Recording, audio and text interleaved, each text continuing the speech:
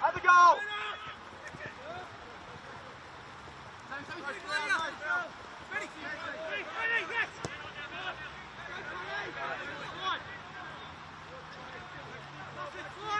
Shoulder back, right shoulder as well, mate.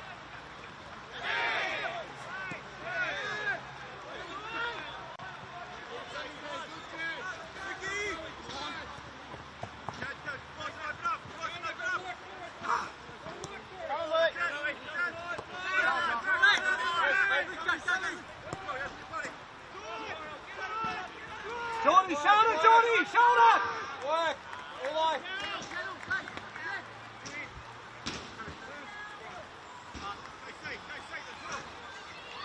Oh, great save. Great save. Right, Cove.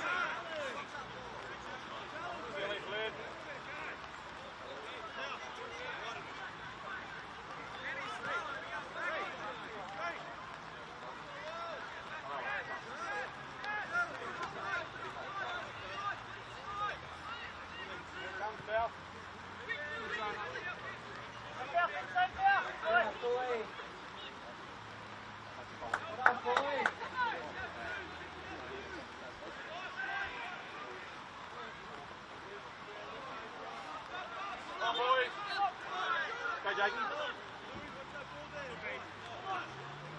on, we're walking, lads, come on! Come on!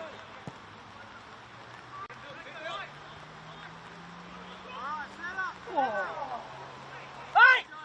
Come on, boys! Come on, Cal, keep working, brother!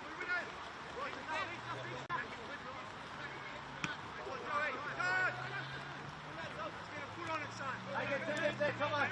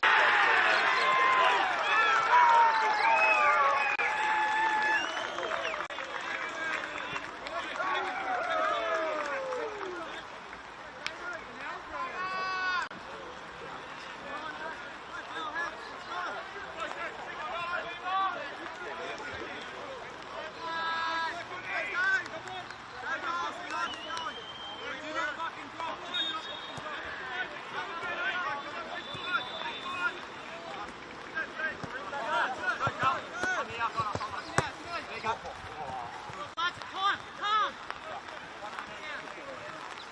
everyone ready? One will be out. Who doesn't want to go off? You don't want to go off? Make my call harder. There you go, he's excited.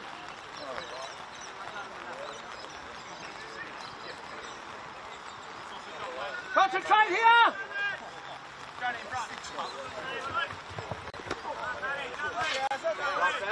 on, back in, lads! Back in! Run the ring! Run the ring! There's no cushion on that one,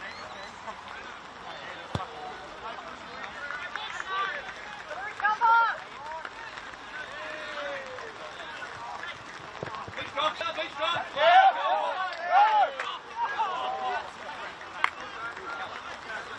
Stop, stop, stop!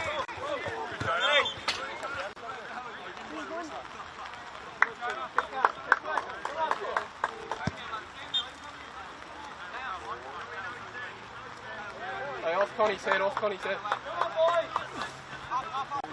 Good, China!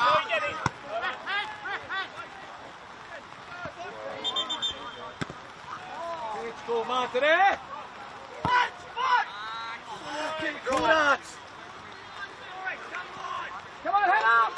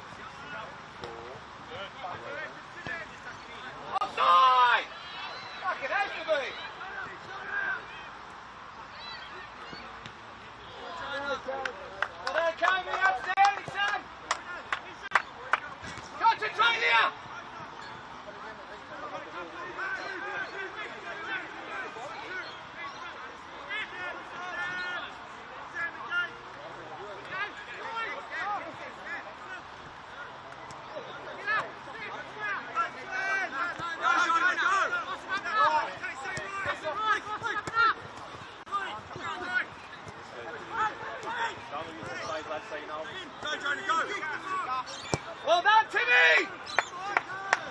Get to shade, come on! Get to shade!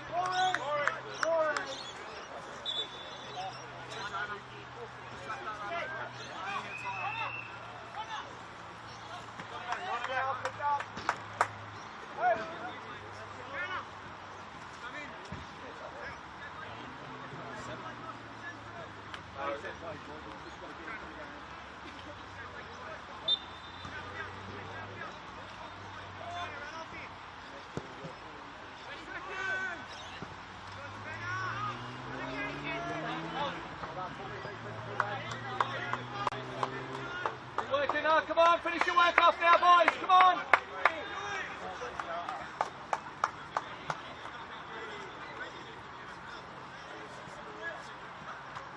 Take a ball.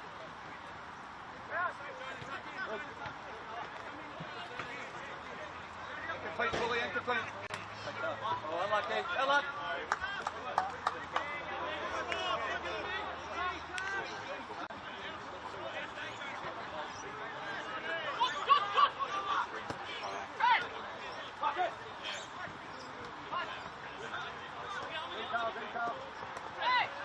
Come on, Rory!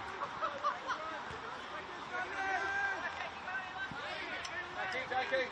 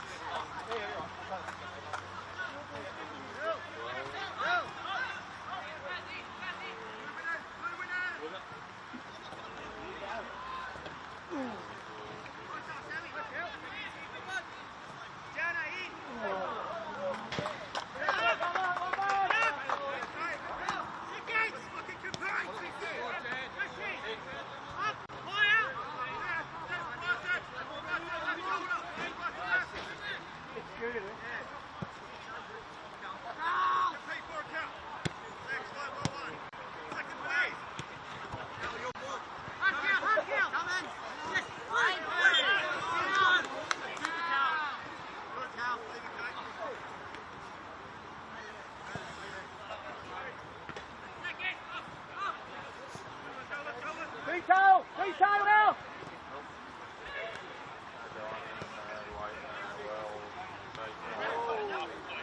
now! Rory! Hey! Rory! Rory! Kim! Marcus!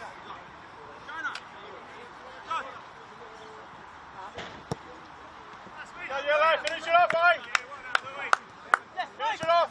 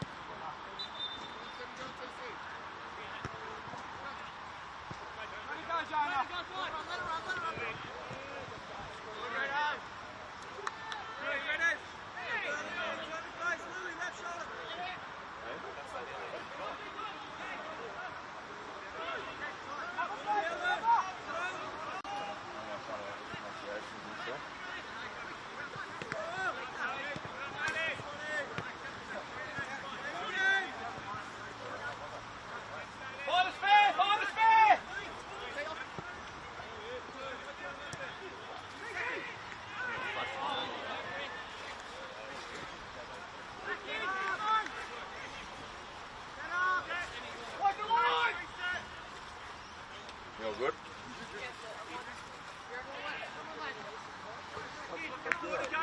do you want to do? What works for you? I said the other night, is those one kind of you do what works for you, but just what works for you. Go for it. Oh.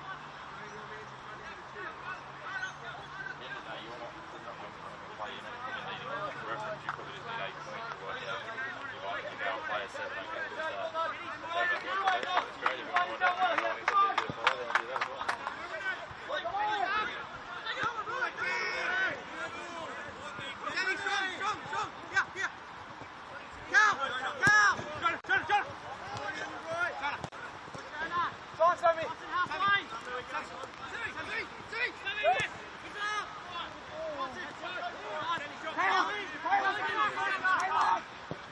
Come on,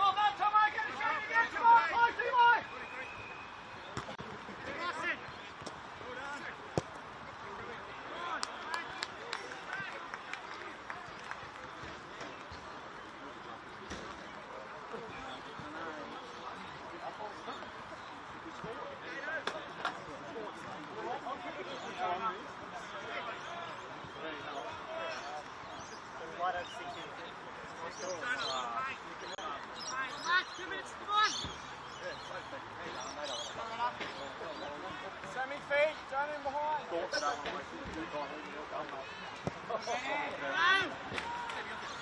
Turn in behind, Jonah! Go, Jonah!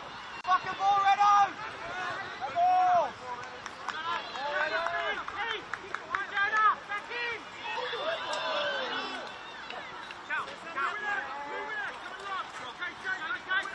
Relax! Get the shake, guys! Relax! Get set!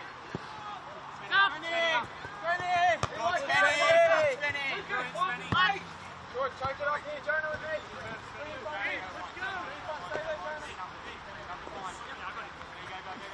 Go on, Jonah!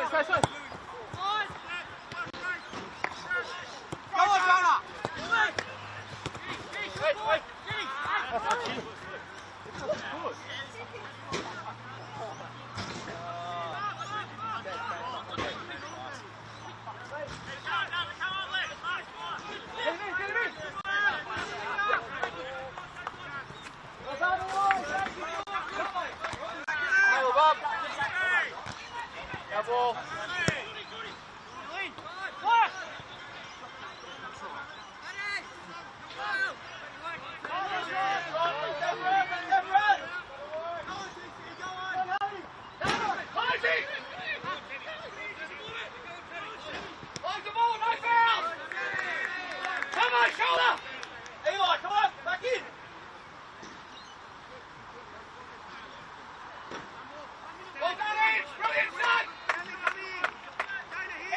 Release, come on!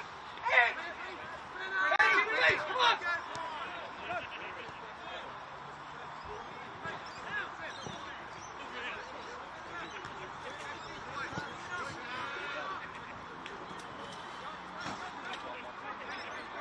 Go, Cal! Go, Cal!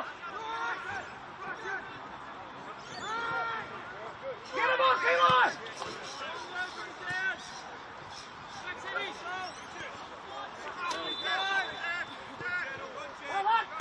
Eli, come on!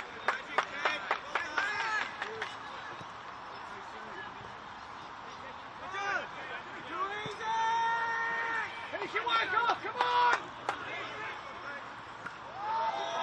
You go first, sorry. Lucas, next one over! Well done, good boy, well done. Well done, brilliant. Eli. Don't worry, Jake. Don't worry about it. Bingo. Now ball. Now ball. Out.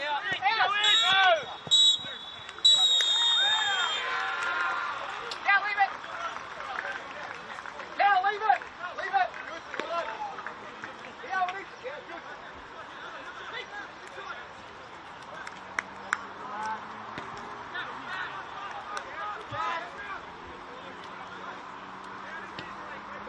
Stick, Cal, stick! Hey! Go, Bill! Hey!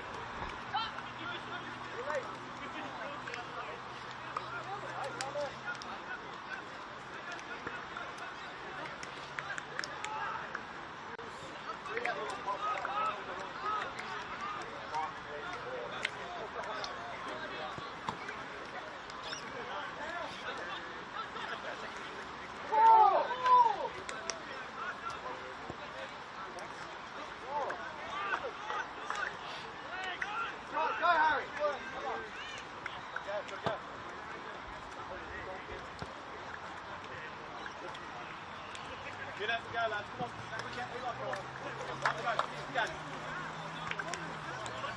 Good, Cal. Connor!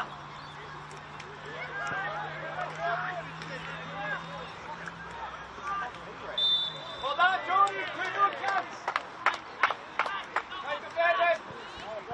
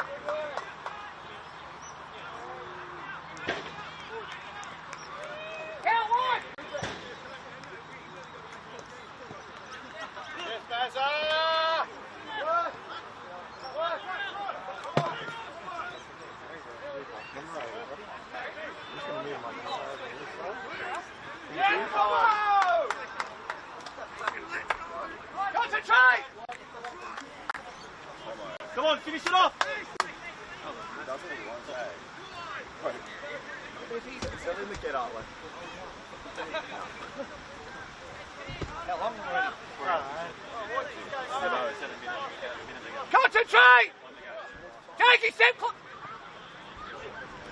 Put it up. Get up. Get up. Get out. Yeah. Find out.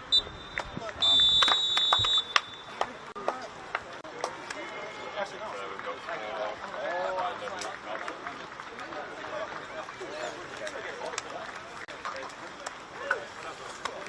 we've got good luck in the finals and that one. Good luck next week.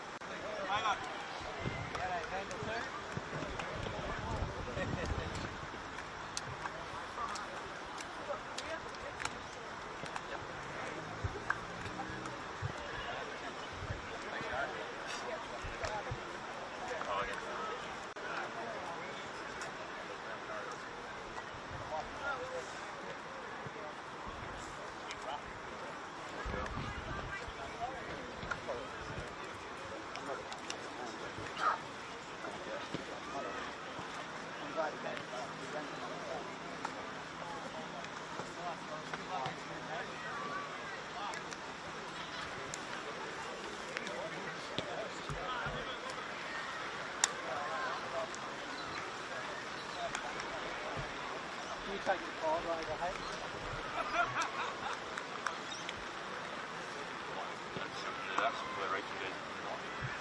Just make sure we get all the mess up.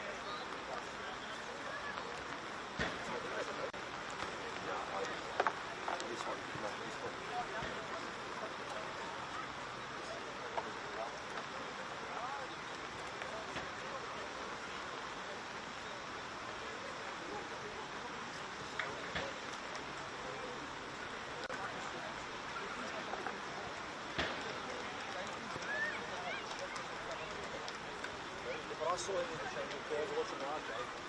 I'm not going to go. Yeah, no, I saw the same thing. And then you were like,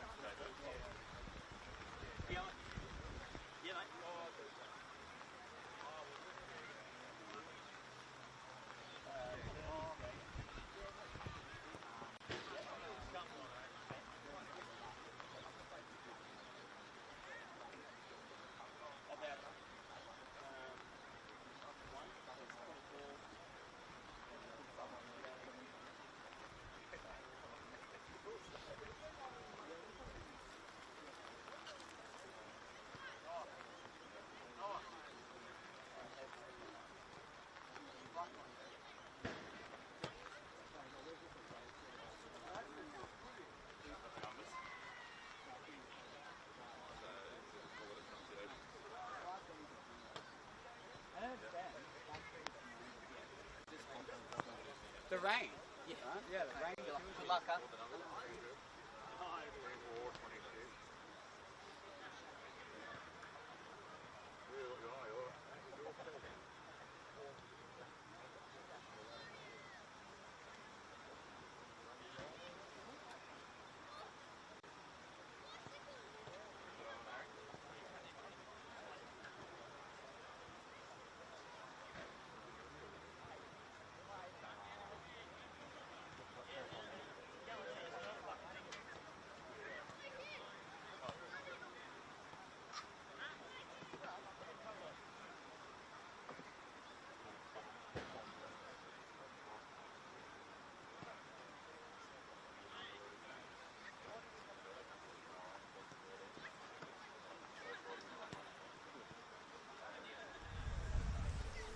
Good afternoon and welcome to a wet and woolly Lake Macquarie Regional Football Facility for the final round of the Northern New South Wales NPL season. And our match of the round for round 22, it is Broadmeadow Magic taking on Cooks Hill United here on the synthetic surface.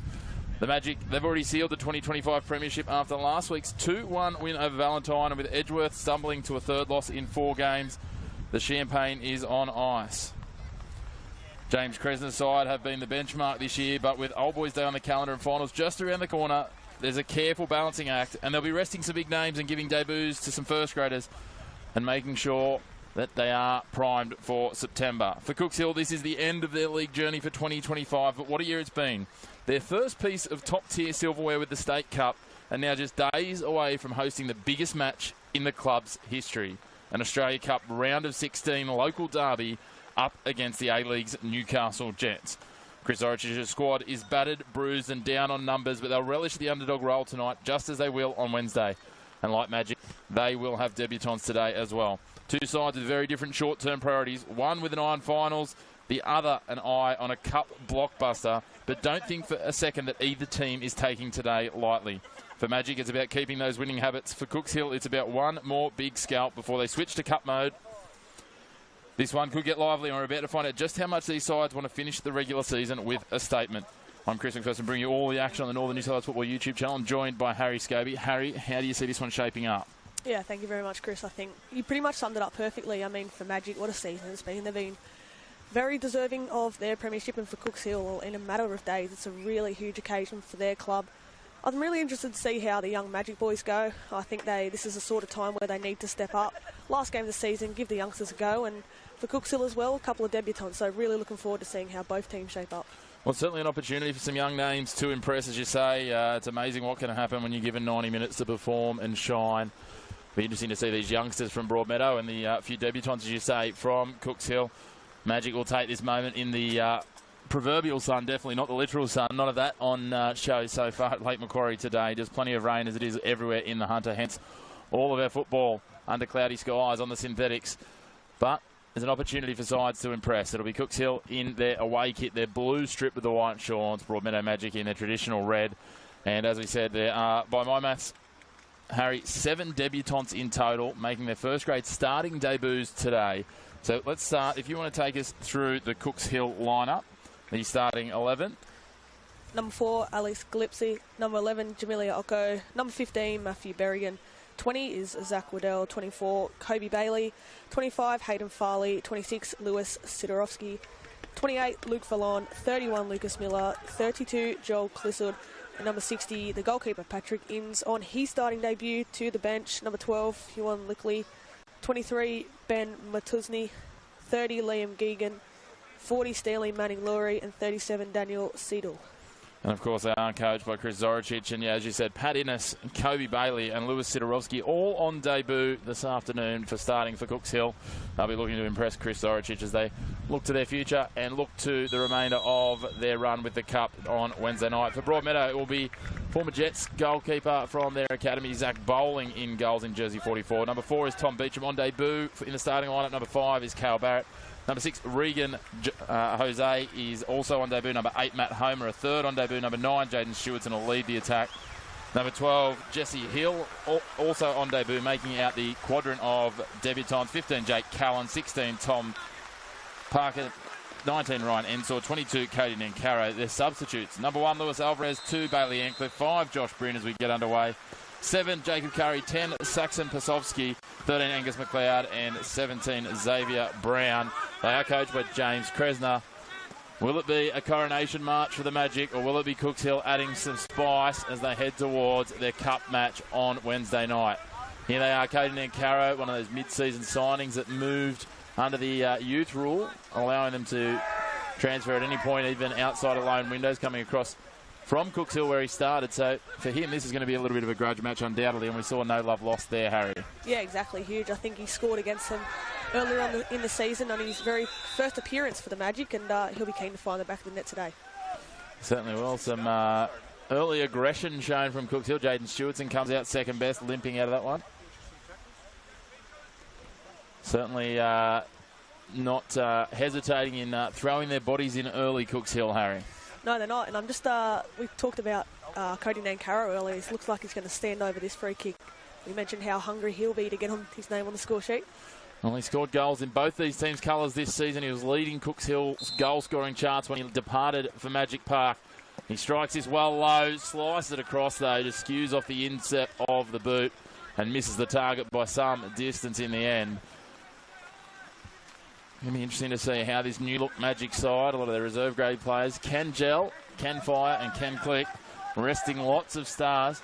It's an interesting one when you have a look at Magic. Obviously, they're finishing first on the ladder, so they're going to have the week off in final. So there's going to be quite a lot of players that are going to go a couple of weeks without a game here. Yeah, it's an interesting point. Now you think of it. I mean, match fitness is obviously a huge thing. And yeah, it's a good point, actually, now you mentioned, but I feel like it's a 50-50. It's obviously dependent on what the coach is thinking, whether he does rest players or not, but yeah, certainly a good point there.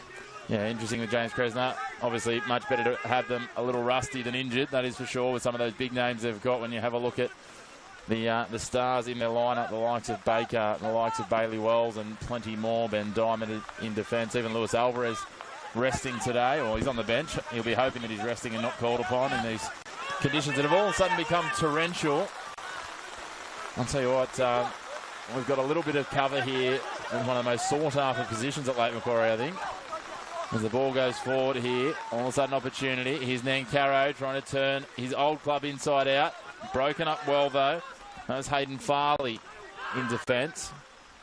Now they push forward, and Tom Beecham wearing the captain's armband tonight. Yeah, I think him and Ensor are really critical at the back for Broadmeadow. Ensor, seen him play a bit of midfield this year as well, so definitely two experienced heads at the back tonight for Magic. Certainly is. Ensor, as you say, can be quite versatile. Beecham pushing forward there, as we saw. Now slots back in. Callan on the ball. Nice ball down the line, looking for Hill. He feeds it in, looking for Stewartson. Misdirected. Cleared away somewhat by Cooks Hill. Berrigan trying to push forward to chase it. Can't get there. It's lobbed back into the box and headed away by Cooks Hill. Now thread into the box. Spilt. Dangerous chance here for Broadmeadow. Off legs. And Hill just couldn't get a touch on that in the direction he wanted. Opportunity passes for Magic. That was a good half chance. Yeah, it looked very promising early on Broadmeadow. Most of the play has been down that end. Certainly has. Magic will try and dominate territory and possession here. That is their go-to. They'll try and control this game. Cooks Hill, without getting more minutes in the legs. Berrigan goes shoulder to shoulder with his opposite number in Callan, and the ball spills backwards in the end for bowling.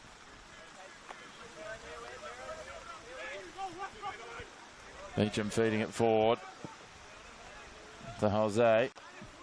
And Luis Alvarez reliably tells me that Regan Jose likes to go by Reggie. I'm not sure how much I trust that information because he was giggling as he said it. But we'll run with it. That sounds good. I'm happy with that. Nothing wrong with we need a few more Reggies in football. Why not? Berrigan steps in there. Looks like he landed a touch awkwardly, but he comes away okay. He's dispossessed by that man. Reggie gets the ball forward. Just a little heavy for Jesse Hill, one of the other debutants. It's very rare that we get to call a match, Harry, where there's 7 out of the 22 starting players on their first grade starting debut. Yeah, when I first saw the team sheets, I wasn't overly surprised, but I mean, it's obviously last game of the season. You flood the youngsters, give them an opportunity. Perfect game for the Magic to give an opportunity to their youngsters as well. Certainly is. A bit of an aggressive tackle by one of those said youngsters there. And then it comes away And it'll be a foul on Zach Waddle. Zach Waddle, the last time I had a chance to call him, he was one of the standouts for Cooks Hill in that silverware claiming moment here at Lake Macquarie out on the grass outside where they won the State Cup. That's probably fair to say the biggest moment in the club's history thus far. They could eclipse that. Do you give them any chance of eclipsing that on Wednesday night, Harry? Look, I think they've shown in the NPL this season they can score goals. Ocko here coming forward. We'll come back to that in one moment. Sorry, Harry. We'll wait for Broadmeadow trying to clear this away. Ocko hustling and hassling. And now Stewartson moving forward and Broadmeadow trying to go on the counter. Ocko swings wide here. And it'll be over the back. Waddell, they're waiting for the flag to go up. A few disputes amongst the team. In the end, it ends up with a goal kick, though. So you're saying, sorry, Harry? Yeah, I think I was quite impressed, to be honest, with Cooks Hill's game against Adelaide, the NPL side up there, but also I was impressed with the Jets against Adelaide. I thought Adelaide played majority of their top side, and look, Wednesday night, I'd love to call an upset, but I think the Jets may just have that edge to get over them. But sounds like you're sitting on the fence, Harry. I need something decisive from you. As Gillespie tracking back, just shepherds it for Innes. Good work there between the captain and his goalkeeper. I think, also touching on that, I think having a coach like Chris Zoricic knows how to fire up his troops, and I think they definitely won't get flogged, but I can see the Jets just getting over them. What's just getting over them? 3-1, 5-1, 2-0? What are you expecting? We'll go 2-0. 2-0, 2-0 all right. is my prediction. I don't mind it. Yeah, I think it'll be interesting to see. You'd love to find a storyline. Obviously, we saw Cooks Hill against Western in that State Cup final, turned the screws defensively on a heavy track.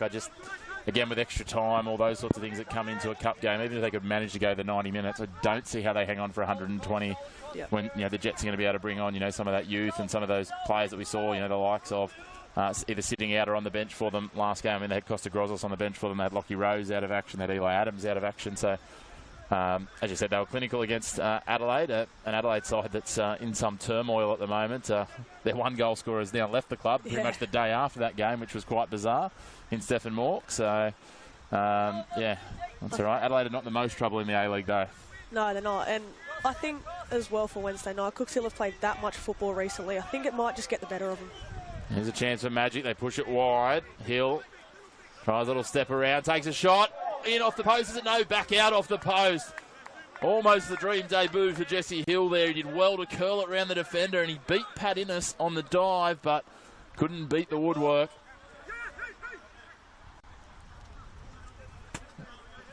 Two balls on the field there for a moment. We've got the Newcastle Jets NPL 1, is it, Harry? Off the top of my head? Quite sure it is, yeah. Yeah, NPL 1 up against Blacktown City on the pitch behind us, so occasionally a stray ball, but what we'll have, Pat Innes must have got a touch on that, or the defender didn't, because we've got a corner coming here, so we'll wait and see what comes of it. Yeah, I was expecting Jesse Hill to hit that one across to the far post, but that near post there caught Innes off guard. Yeah, I think it would have been really tough. He only just got around the defender to try and get that angle. I think he was too concerned he would have deflected it off the legs, but see a chance here. Players on the ground. Hill takes another strike. It skews. Awkward bounce. Cleared away in the end. Good fortune rather than good management for Cooks Hill, but now they go on the counter-attack. Waddell's there. Berrigan's free if he can get the ball out in front of him. That is a good ball, but I think Berrigan thought he might have just held that ball a little too long. He would have been offside. Yeah, he was calling for it earlier there, and I think judging by his body language, he wanted it played just that bit earlier there. But certainly signs of what Cooks Hill can do on the counter-attack. It is. It'll be interesting to see these two sides as well as we go deep in this game. Who goes to their bench, how they use their benches. A lot of youth and green shoots on both benches. Nice touch there. Stewartson, the physical presence up front, lays it back off, and now they push forward. Jake Callan gets sandwiched by a couple of Cougars defenders. Little touch there off Callan. And we're going to say handball. Jakey, don't relieve the pressure. You had him going backwards. Keep the pressure on him, okay? Then he allowed him to turn. A little bit of coaching on the run for Callan there.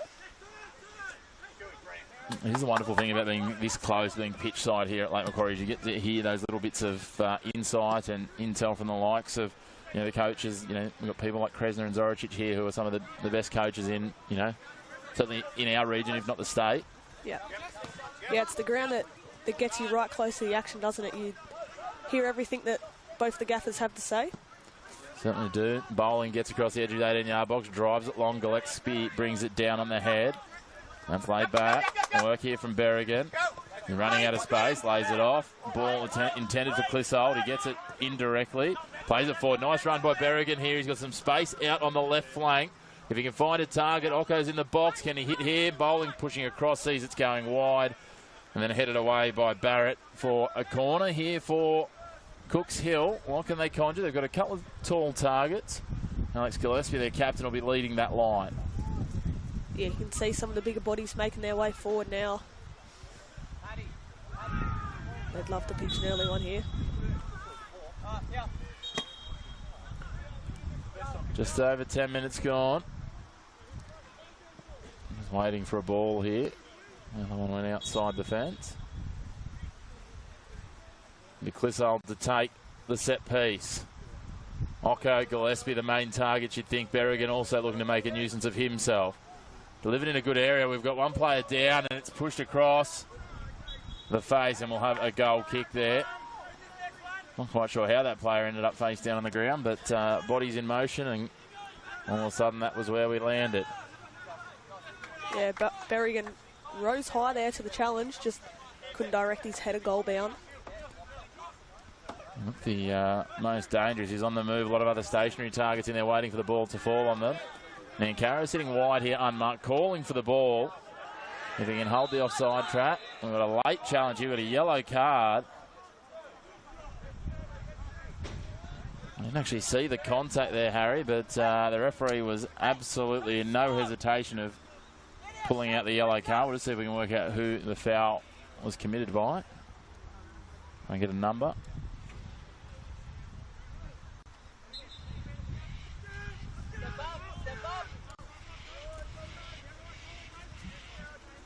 Uncertain, unsighted for now. It was interesting, like you mentioned, how quick the ref was to react there, because Magic had a few options going forward, and obviously the referee was quick to reach to his back pocket.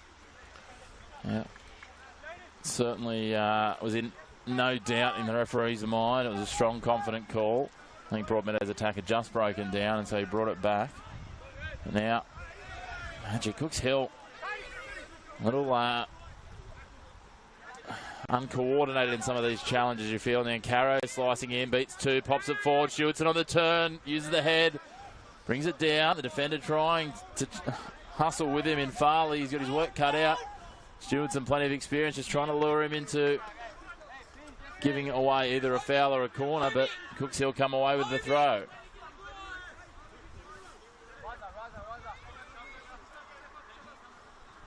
Looking for the long throw here for Occo. He gets a little glance on it, but no runners. So sits back for Ensor. He's got all the time in the world. Back for Jose. He decides to pull back against the grain, and Ensor decides to drop it all the way to bowling. Beecham working now. He's got the runner down the line. Can't find the target though. Well broken up by Farley, who's been busy. Now Berrigan tries to play it out for Occo. Occo's going to need to be lightning to get their bowling, just watching it, waiting, being patient, and then plays it out wide for Hill. Clumsy challenges again. They get away with that one. Slippery surface doesn't make it any easier. Ball out in front looking for Nankaro. The defence from Miller. And ends up playing it back to Innes. They just look like they're under pressure a lot, Cooks Hill, in these challenges. And some missteps. They're going to have to be careful here. Already a yellow card early. Yeah, I've been really impressed with Matty Homer as well in the midfield for Broadmeadow there. A lovely turn. But like you mentioned, Cooks Hill, it's fair to say, under the pump early. Had the odd corner early into this game, but just looking to hold on to the ball a bit more and gain some more possession. Gillespie plays it wide. It's Valone on the right. And the throw. Valone going down the line, looking for Waddell. Trying to turn his opposite man in Barrett inside out. Now he's sandwiched between two Magic defenders, and Barrett throws himself and the kitchen sink of that one to get it across the line. Throw in deep in attacking territory here for Cooks. What can they come up with? Very stationary, not a lot happening. Not many runners presenting, and Broadmeadow picked that off easily. Just see it across the line. Just had confirmation of the yellow card. Kobe Bailey on debut. Not exactly the start to his first starting game in first grade he's probably looking for. Yeah, most certainly not. Now Magic. Oh, a little bit of trick play there down the line. A little too tricky though. He's managed to beat everyone, has Tom Parks.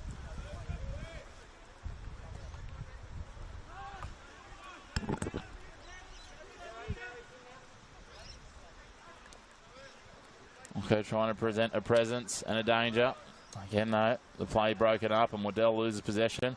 Here's Parks now. Can he make amends? Plays it forward. Stewardson trying to feed it to Nancaro. Slightly offline. If he found the angle right, Nancaro was home and free one-on-one with the keeper. Now, Magic pushing numbers forward. Trying to see what they can conjure here. Parks laying it back. Jose making a dangerous run there. Collided before Stewardson came and just manhandled his opponent. Took the ball away. They couldn't maintain possession on the pass, however, and now Ocko trying to work the numbers here against Ensor. Waiting for support. Puts on the pace and the afterburners to the outside. He's certainly got pace, the young man from Cooks Hill. But Ensor's got plenty of experience on him. He's done well on that occasion. Ensor to see out that attack. Really looking forward to that battle as well today, Chris, between Ocko and Ensor. Experience versus the youngster. Now, Farley, he's been impressive so far. He's probably been one of Cooks Hill's best. Challenge there. Homer gets tangled up and the referee says play on. They come back wide to Farley again now. He certainly looked lively in defence and happy to push forward as well. On the young brigade from Cooks Hill. Not on debut today, but certainly early in his NPL career. Now Gillespie, a little bit of feint work there. Manages to get the ball forward for Valone. He chips it on again. Looking for Waddell. The flag stays down. Waddell against Barrett. Barrett comes away with it again. He likes going in 2 feet on the slide and skid, does young Cale Barrett. He's making an impression on his debut. Yeah, like you mentioned a couple times now, throwing himself into those challenges. Cooks Hill, another throw in the attacking third.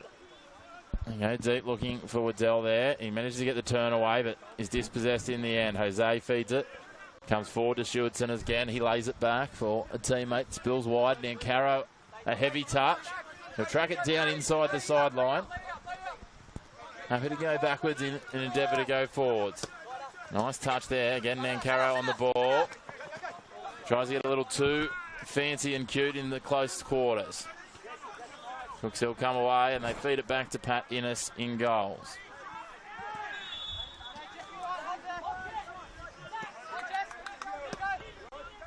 Just the one real shot on target so far coming from Jesse Hill, where he found the woodwork after a minor deflection.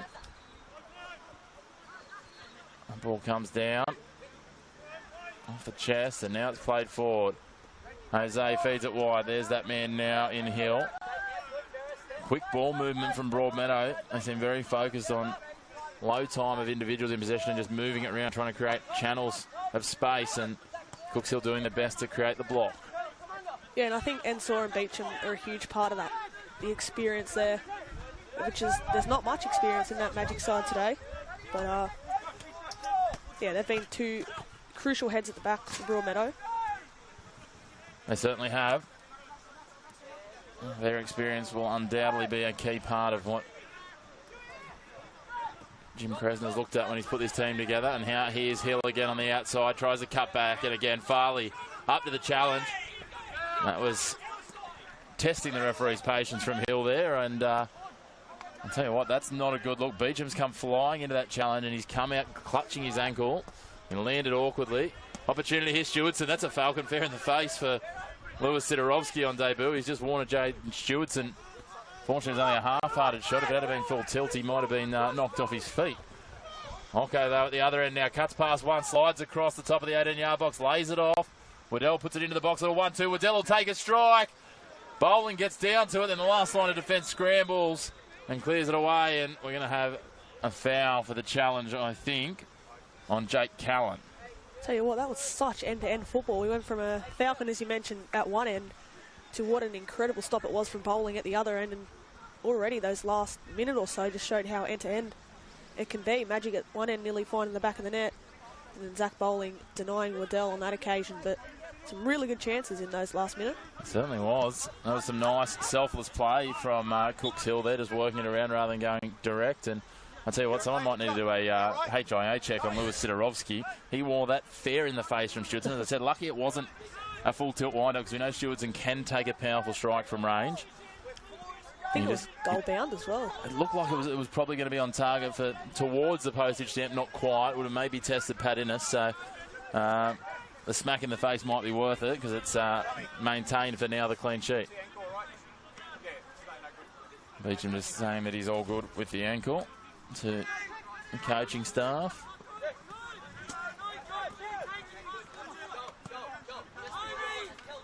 Now throw. Goes forward, here's Stewardson again. Lays it off, close quarters, tight quarters. And Farley pushes it across the sideline. Now into the box, chance here. Well dealt with by Gillespie. And play it out now, Berrigan back to his captain in Gillespie. Okay, pushes back, but there's that man Homer picking it off. Jose feeds it wide. Hang back against the grain. Broadmeadow like to do that. They like to slice one way and then pull it back, try and catch the opposition unawares. A little slip and a stumble from Callan. All the way back to Beecham. The directive from the Cooks Hill bench to press. Oko and Ensor just trying to lure someone out of shape in defence. Feed the ball through the midfield. And Caro shapes as if he's going to pass, then ends up taking it on before Cooks Hill break it up. Homer now pushing forward, takes a strike into bodies, not clear completely. Next clearance comes and falls nicely for Hill. Runs into Berrigan, tries to appeal for a foul, but he ran into a stationary player. He's not going to get that one any day. It was some Class A milking, I would suggest, Harry. Yeah, not much in that challenge. What I'm liking as well with Broadmeadow is Cody Nancaro's movement. We've seen him out on the right, we've seen him through the middle on that occasion. He looks to be having sort of a free licence. He's out on the left now. Just that licence to move wherever he wants and be creative.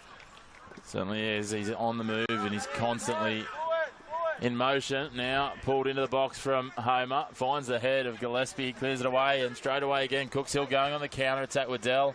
Ocko's there with him. Waddell cuts back. He's got a couple of numbers. He feeds it out to the right now. What can they conjure?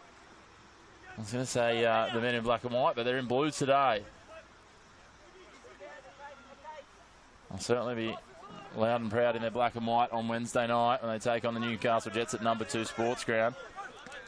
We don't get many opportunities for this. I think Edgeworth, maybe about 5 or 6 years ago, Harry had the chance. So certainly something, if you're a local football fan, whether you're a fan of either of the two clubs or not, I'd encourage you to get out there and experience it. It's going to be some night at number 2 Sports Ground.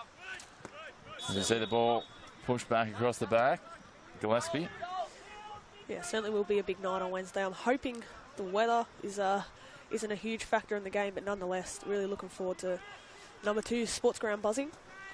It will be wonderful. I'm fairly confident in saying that it's going to be played on a heavy track, Harry. Outside of that, that's probably about the extent of my weather forecasting skills, but I believe it's pretty much meant to rain through until Thursday. So, yeah, that's going to be interesting. The council staff are going to have their work cut out for them, keeping that surface up to standard. I'm not sure if the Wildfires are in action on number 2 Sports Ground this weekend or not. I don't think they were, so that'll be positive that it's had a little bit of rest, but we'll wait and see as numbers push forward from Cooks Hill, and now Homer feeds it out wide.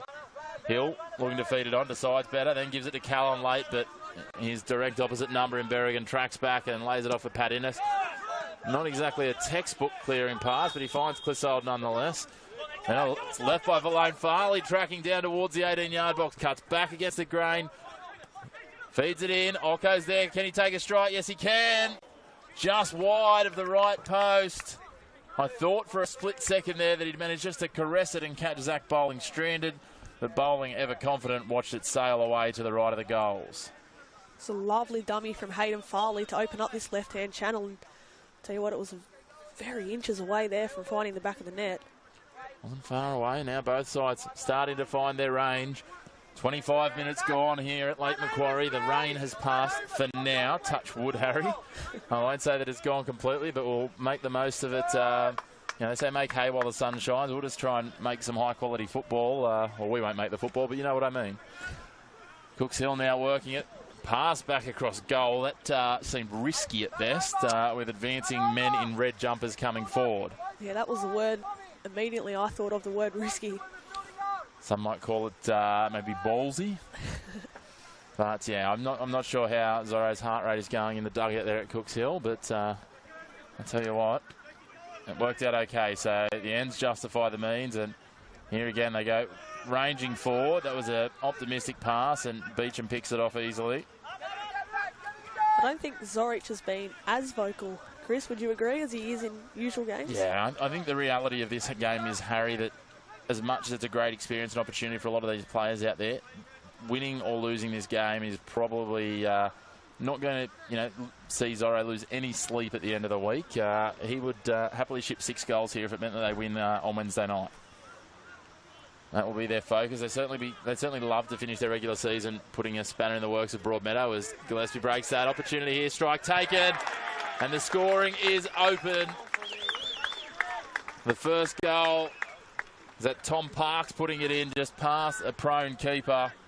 Innes couldn't get to it, and Broadmeadow, just as we talk about what the game means to both sides, open the scoring and take the lead again as they look to continue on this coronation run for their premiership. As we said, they sealed it last week with the 2-1 victory over Valentine. This will just be some icing on the cake, but a good first goal going the way of Tom Parks. Yeah, it was a failed attempted clearance there, and Tom Parks Johnny on the spot there to finish that one away, a composed finish. And although it has been quite even in some regards to the opening parts of this game, I think Magic deserved that lead. Yeah, it certainly felt like it was imminent for them. So they get the first goal here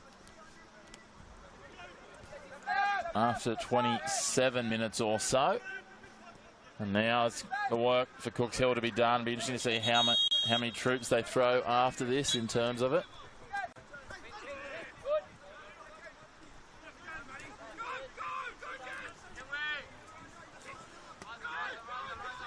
Well, footing at times. You think something's happened on our field, Harry, and then you realise the whistle on the field behind us at times. There's plenty of action happening over there by the sounds of it. Sounds like a marching band. Now, Homer pushing forward. Can he get to the ball first? He gets a little touch, but not enough. Some of the Magic supporters and staff appealing for a foul going their way, and instead it goes the other way. Jaden Stewartson seems a little puzzled. Trying to ask the question of the referee.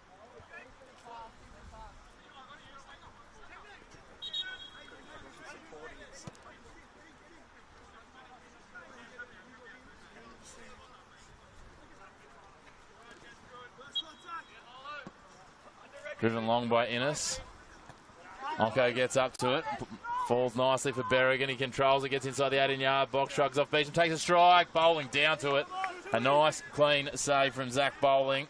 Berrigan had done well there. I think playing very direct Cooks Hill at the moment when they get the opportunities, Harry. Yeah, and Bowling's been caught into action on a couple of occasions early on. And Caro up against Gillespie here. Gillespie takes it away.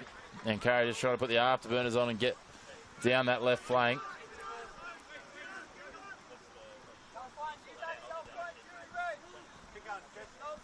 Ball back with Bowling now.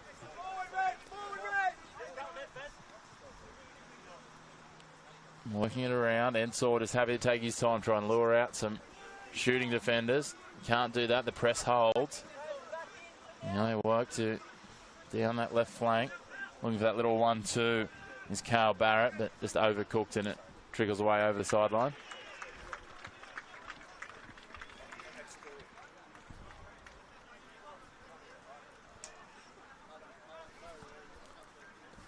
A bit of a lull in proceedings now. Now we get moving again. They look for the long throw. Barrett heads it and then it's kicked back, cleared for Bowling. He's happy to take his time there. Very patient with just playing this out from the back, Broadmeadow. Much more deliberate in terms of how they go about things, Harry. As I said, Cooks Hill very direct. Broadmeadow just trying to see if they can lure someone out of that shape that Cooks Hill are trying to set with the block. Yeah, it's a really patient build-up, and as we can see another occasion here, they've played out really, really well. Homer on the ball, feeding it down the line on the left. They can get the cross in, delivered in. Stewardson almost with a little deft touch on it, but it's just cleared away, and they'll take a corner. That's some impressive build-up play from Magic. Certainly it started from Zach Bowling. Like we mentioned, that patient build-up, those 1-2s, and out wide to Nankara there, whose cross had to be seen away because there was dangers in the box there. I think Stewardson was lurking. Certainly is. Looks like Cooks Hill might be prepping for an early change here, so we'll see what's coming of that. Stewardson and Beecham, the likely targets here. This comes in towards the back post. Stewardson almost gets up for it, but it beats him. Gillespie gets contact on it. Now a real tooth and nail fight for that ball, and we're going to have it come across the side. That'll be a throw in for Cooks Hill. They see away the threat for the time being.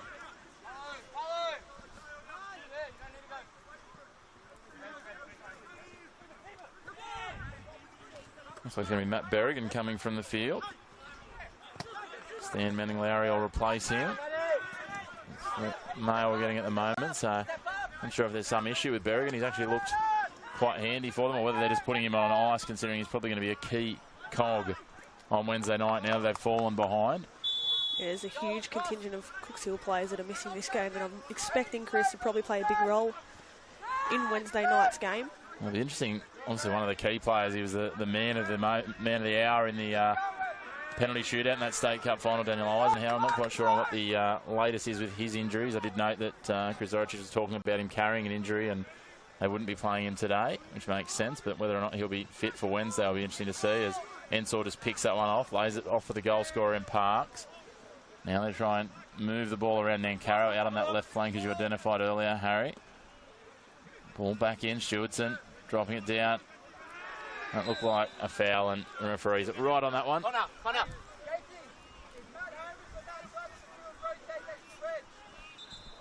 Have a change here for Cooks Hill.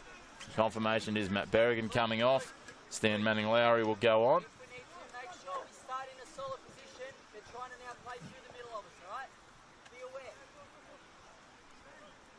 Of the young brigade for Cooks Hill getting their chance here and getting a chance for some really good minutes. He'll get the best part of 60 minutes in total. Chance to show his wares, and some of these young guys, Harry, on both sides, is a chance to show the coaching staff, and even not just their coaching staff, but other coaches, you know, what they can offer in terms of the season to come in 2026. As this spills forward for Broadmeadow, half chance, but the flag goes up, and again, for Magic, obviously, they're heading to the Australian Championship too, so some of these Magic youngsters, they want to be in and around that opportunity, and this might be the chance just to show Jim Cresna they've got what it takes. 100%. I'm really keen to see how Broadmeadow utilise their squad in the Australian Championship, whether they do look to poach new signings or whether they do trust the youngsters. And like you mentioned, Chris, it's nights like these that Jim Cresna obviously has trust in those youngsters to step up, and I think so far Magic have done really well with their youngsters, have all played a pivotal role so far. There's been some strong performances on both sides so far. It's been a good quality of game, considering all coming in. As we said, 7 debutants out there. I think Manning-Lowry now on debut as well, so yeah, certainly an interesting one. If he has played, it hasn't been a lot of minutes. I think most of their bench, Cooks Hill, are all very green when it comes in terms of NPL first grade minutes. There's a bit of an air swing there for Cooks Hill, and we'll see a goal kick for Bowling.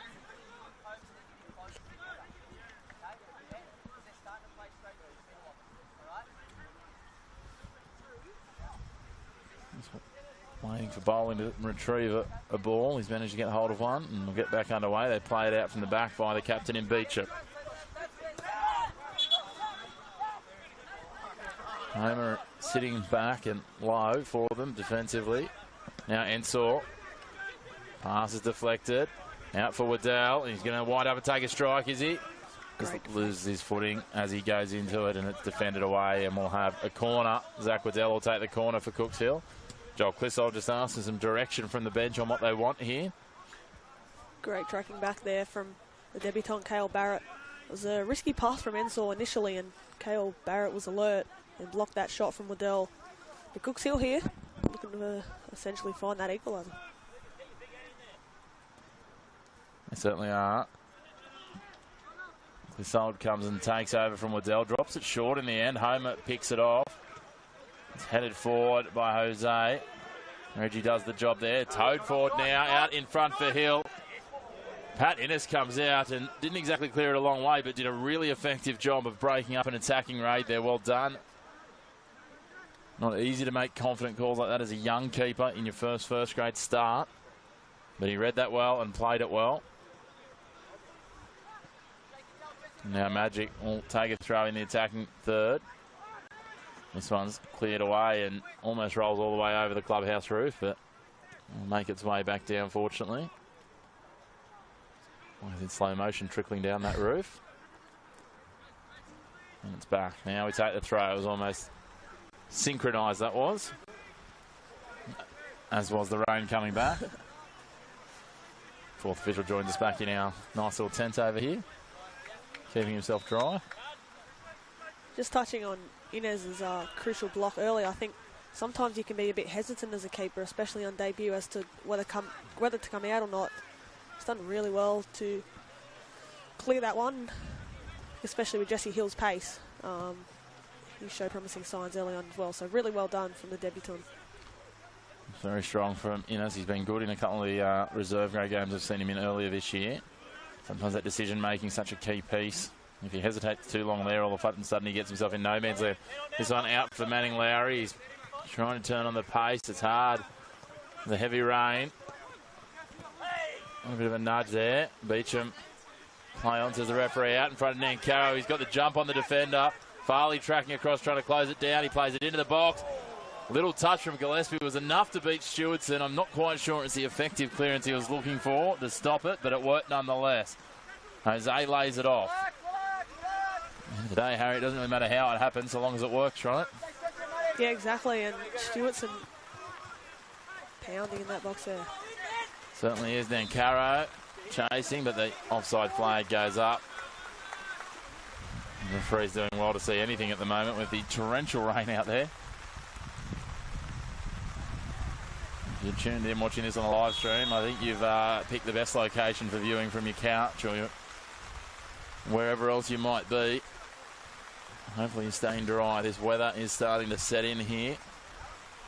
Feels like a broken record, Harry, this season. Manning Lowry does well to keep it infield, but can't maintain his footing. Ensor tracks back, takes it, drives it forward. A game of forcey backs at the moment between these two sides. We tick down to the last 7 minutes of the first half here. Round 22, the final round of the regular season. The finals race all but determined. Just one spot left on the line. It's all going to come down to tomorrow's games, and we've got a full slate of games tomorrow, Harry. What a day is going to be here at Lake Macquarie Regional Football Facility. Hopefully the weather gods play their part and are nice and friendly for everyone. It all starts tomorrow at midday. Adamstown and New Lambton. And then at 4 o'clock, Lambton and Maitland. It's going to be a crucial game. 5 o'clock, Valentine Western, and 6 p.m, Bell Swans and Olympic. Olympic will go into that game knowing the result of the Lambton-Maitland game. And that will determine, obviously, if Lambton are able to take a point away from that game, then Olympic are going to be pushing the proverbial uphill. But they would need to win their last 2 games, including that catch-up game they have against New Lambton. So Jaffers need to chase a win. Olympic need to chase 2 wins. Yeah, exactly. And like you mentioned, it's all on the line tomorrow, and hopefully it's the weather is better than it has been.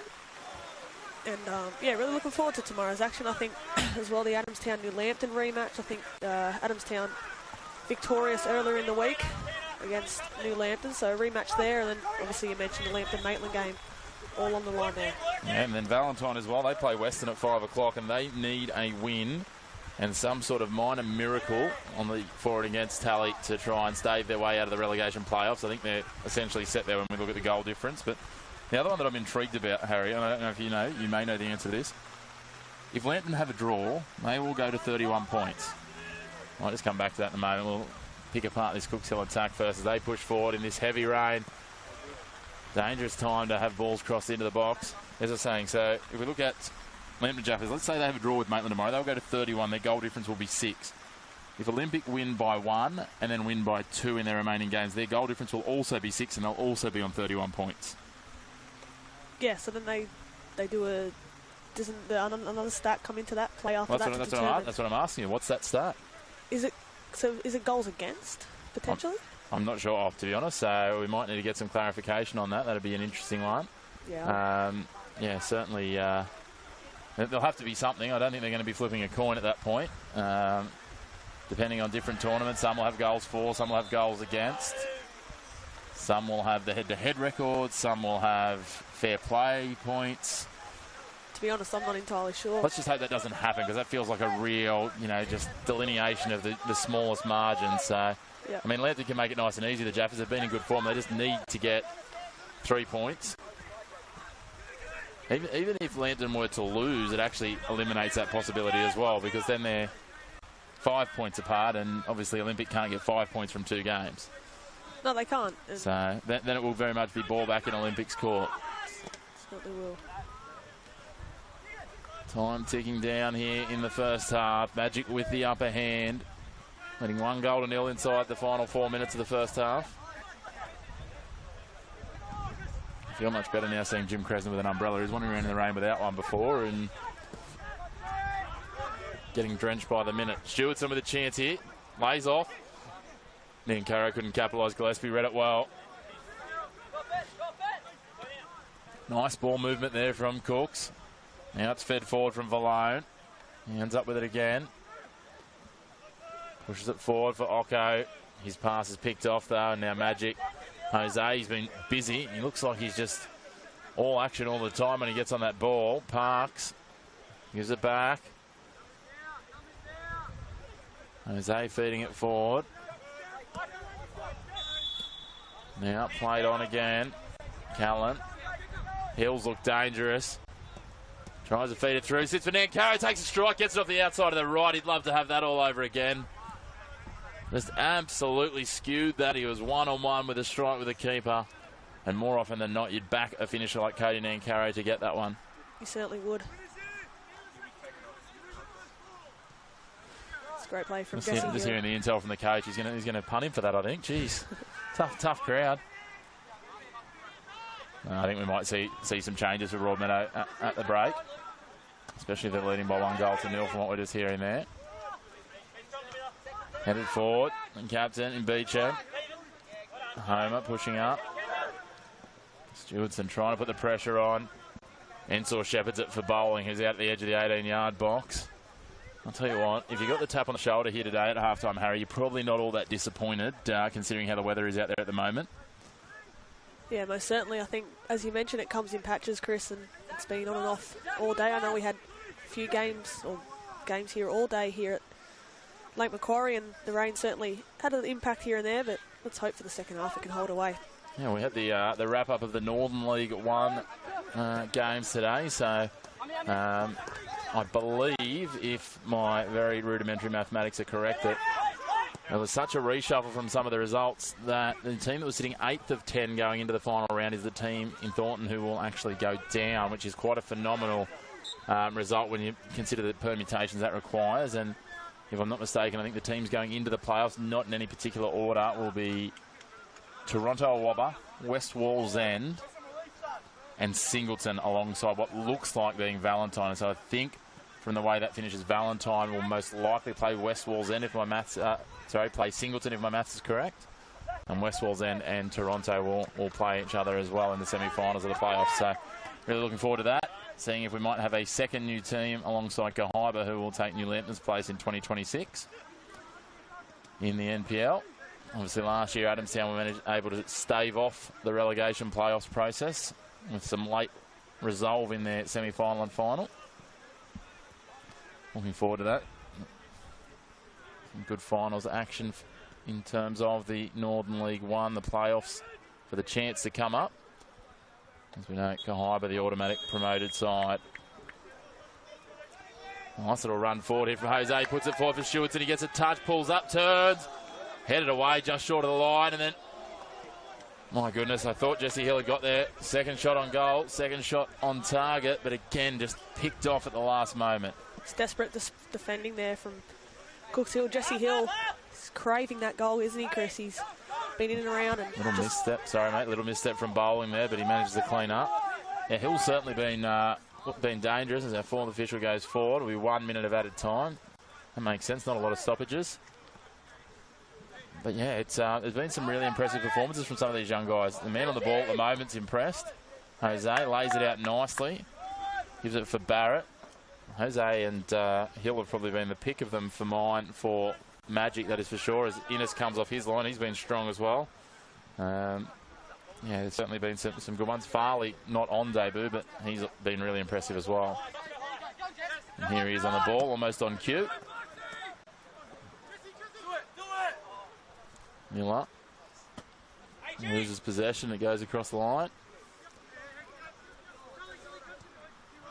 That question we had before about differentials and all that, Harry. I've got a man behind me who at halftime will clarify that for us, and we'll be able to tell everyone in the second half how that all works if that very bizarre situation we talked about comes true in Liam Bentley. As it's taken over the top there, that wasn't far away. It had Pat Innes beat, but just falls on the roof of the net as our referee does blow for half-time here at Lake Macquarie, and that brings us to a close for the first half, and it's Magic's young side that has the Premiers showing why they've sat atop the table all year, even with that rotated lineup. They've looked pretty sharp, Harry, and the question is, do Cooks Hill dig in from here and make a contest, or do you think Magic will run away with this and close this out to seal that premiership with a bang? Well, I think if I was Chris Sorich, I'd be quite happy with the scoreline. It's only 1-0. I think they probably could have had more, but I think Magic do run away with it, but I think Cooks Hill will be happy with the score at halftime. Certainly been a good half of football. We'll rejoin you in just over 10 minutes for the second half of the round 22 match.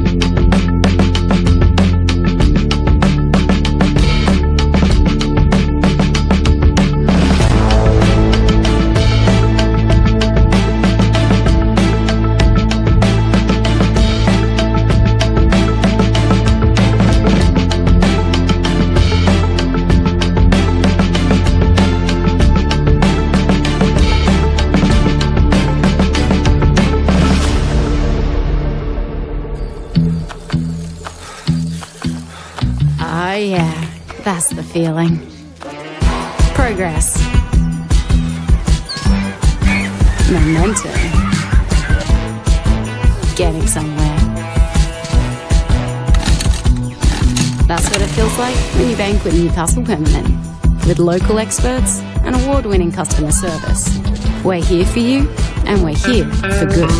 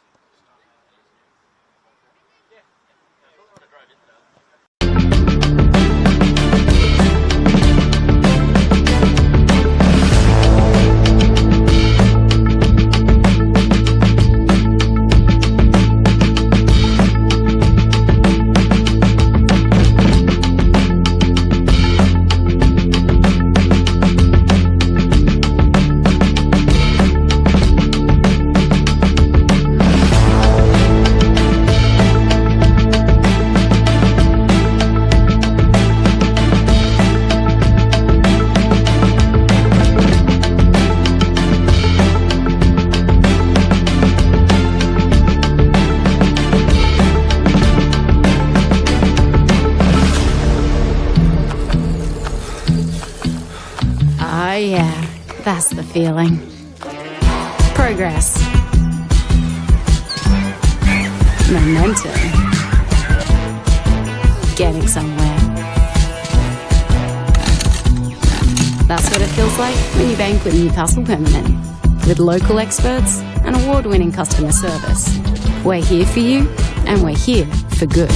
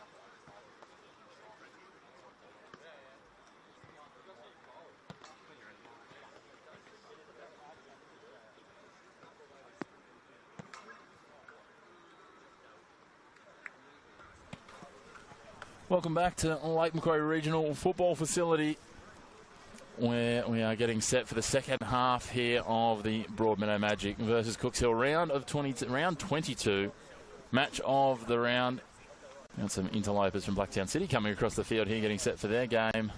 The second half of their game up against the Newcastle Jets Academy side. The Jets leading that one in the first half, and will be underway here shortly once both teams are set and ready to roll. At the break, it is Broadmeadow Magic leading 1-0. That opener from Tom Parks, the difference, and bringing all the action alongside me is Harry Scobie. Harry, if you were in the Cooks Hill change room, you're Chris Zoricic, what was the conversation you were leading in that half-time break? I think just staying in the battle. I think Broadmeadow have shown early that, especially the youngsters, we mentioned them throughout the majority of the first half, have been really impressive. But I think they'd be happy with the 1-0 scoreline despite the amount of chances that Broadmeadow have created. And I feel like, obviously, at 1-0, they got a huge chance to go and get that equaliser and push on from there. So just staying in the battle, staying patient, especially against this Broadmeadow side who really like to hold the ball and be patient. So just got to be wary of that. Certainly do.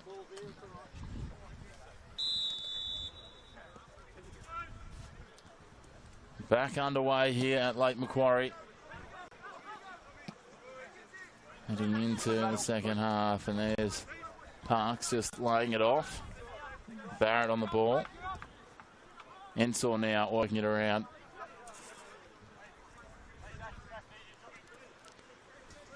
Ensor taking the space offered to him.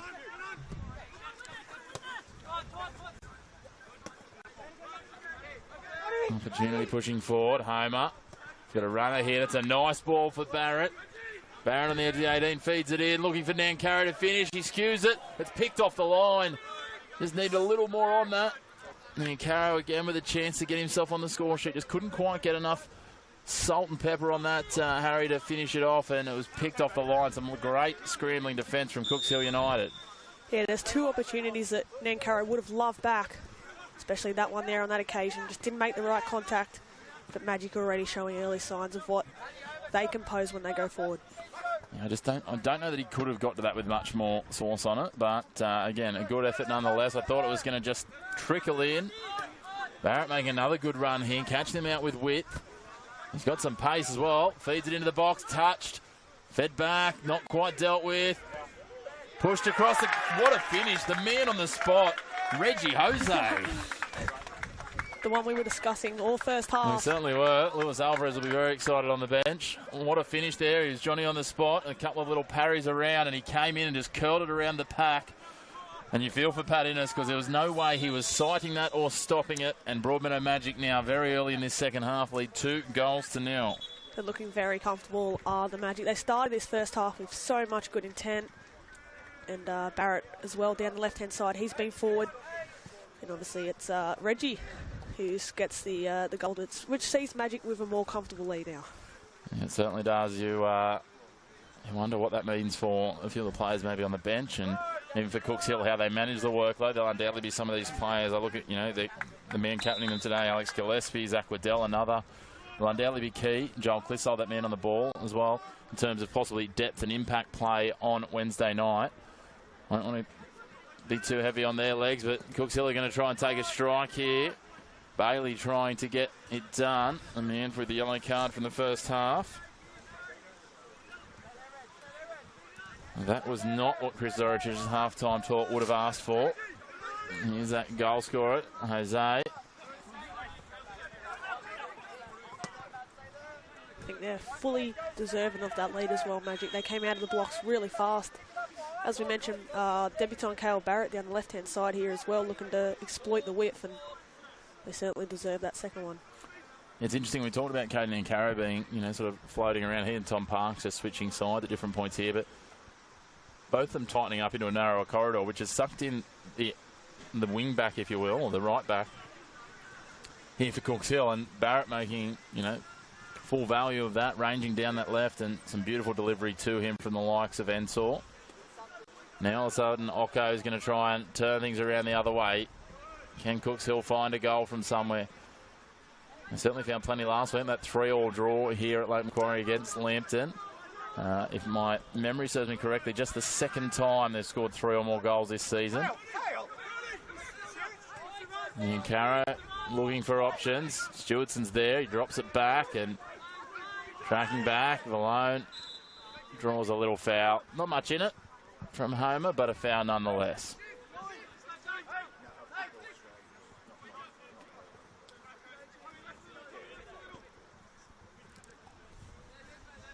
I think with this Cooks Hill side now, they'll be looking to finish this remaining 40 minutes strong, but as well, it's already setting their sights on Wednesday night. I'm interested to see how they approach the remaining part of this game. Obviously going down 2-0 straight after the break can be a bit of a momentum loss, but I'm keen to see how they react and whether they are to go in search of one goal or whether they do just sit back and try and not let Magic blow out their lead. Yeah, it's a hard one, isn't it? You know, do you burn energy knowing that even if they manage to come back and score 3 goals in the last 40 minutes here, it's not for nothing, but realistically it's not going to, you know, drastically change the way of the world. Yes, they could finish as high as 6th depending on other results, but again, is there much difference between finishing 6th and 7th or 8th? I don't know. I don't know that there is for a club realistically, so yeah, it'll be interesting to see. Speaking of where teams finish, we did get that clarification at half-time from Liam Bentley, the man who organises and orchestrates all the competitions, and I'll tell you what, he's had a job for himself this year with all of the wet weather and everything else. So if the teams were to end up level, the next dividor, the next ranking split, would be goals for. So goals scored during the season, which is the key piece. So that's what it'll come back to. Which, great ball there, at this stage would be certainly, and if it went that way, it would actually fall in Olympics' favour. That slow start of the season with Jaffa's goal scoring. They sit 5 goals behind Olympic at the moment, so if they have a draw, I can't imagine it's going to be, well, it would need to be essentially allowed that Olympic going to get 3 more goals in positive. The least they could end up with in that situation is 41 goals. So Lambton would have to have an 8-all draw. So I don't think that's going to happen. So the story for your Jaffas, Harry, they need to win to make sure that doesn't happen. Yeah, I think tomorrow shapes up to be a really intriguing one. I think you caught it with Matthew Buechner earlier in the season when the Jaffas took on Maitland up at Cook Square. That was a good atmosphere that day for Maitland's Old Boys Day. And tell you what, Maitland are finding form at the right time, aren't they? They know how to find the back of the net. And yeah, like you mentioned, tomorrow's a huge day out here at Lake Macquarie. Certainly is. Plenty of football action to come. This one lofted forward, looking for Stewardson. Finally giving away quite a bit of size difference there. All of a sudden, Luke Miller comes across to rally the troops, and Valone just charging down the sideline there before it's broken up by Tom Beecham.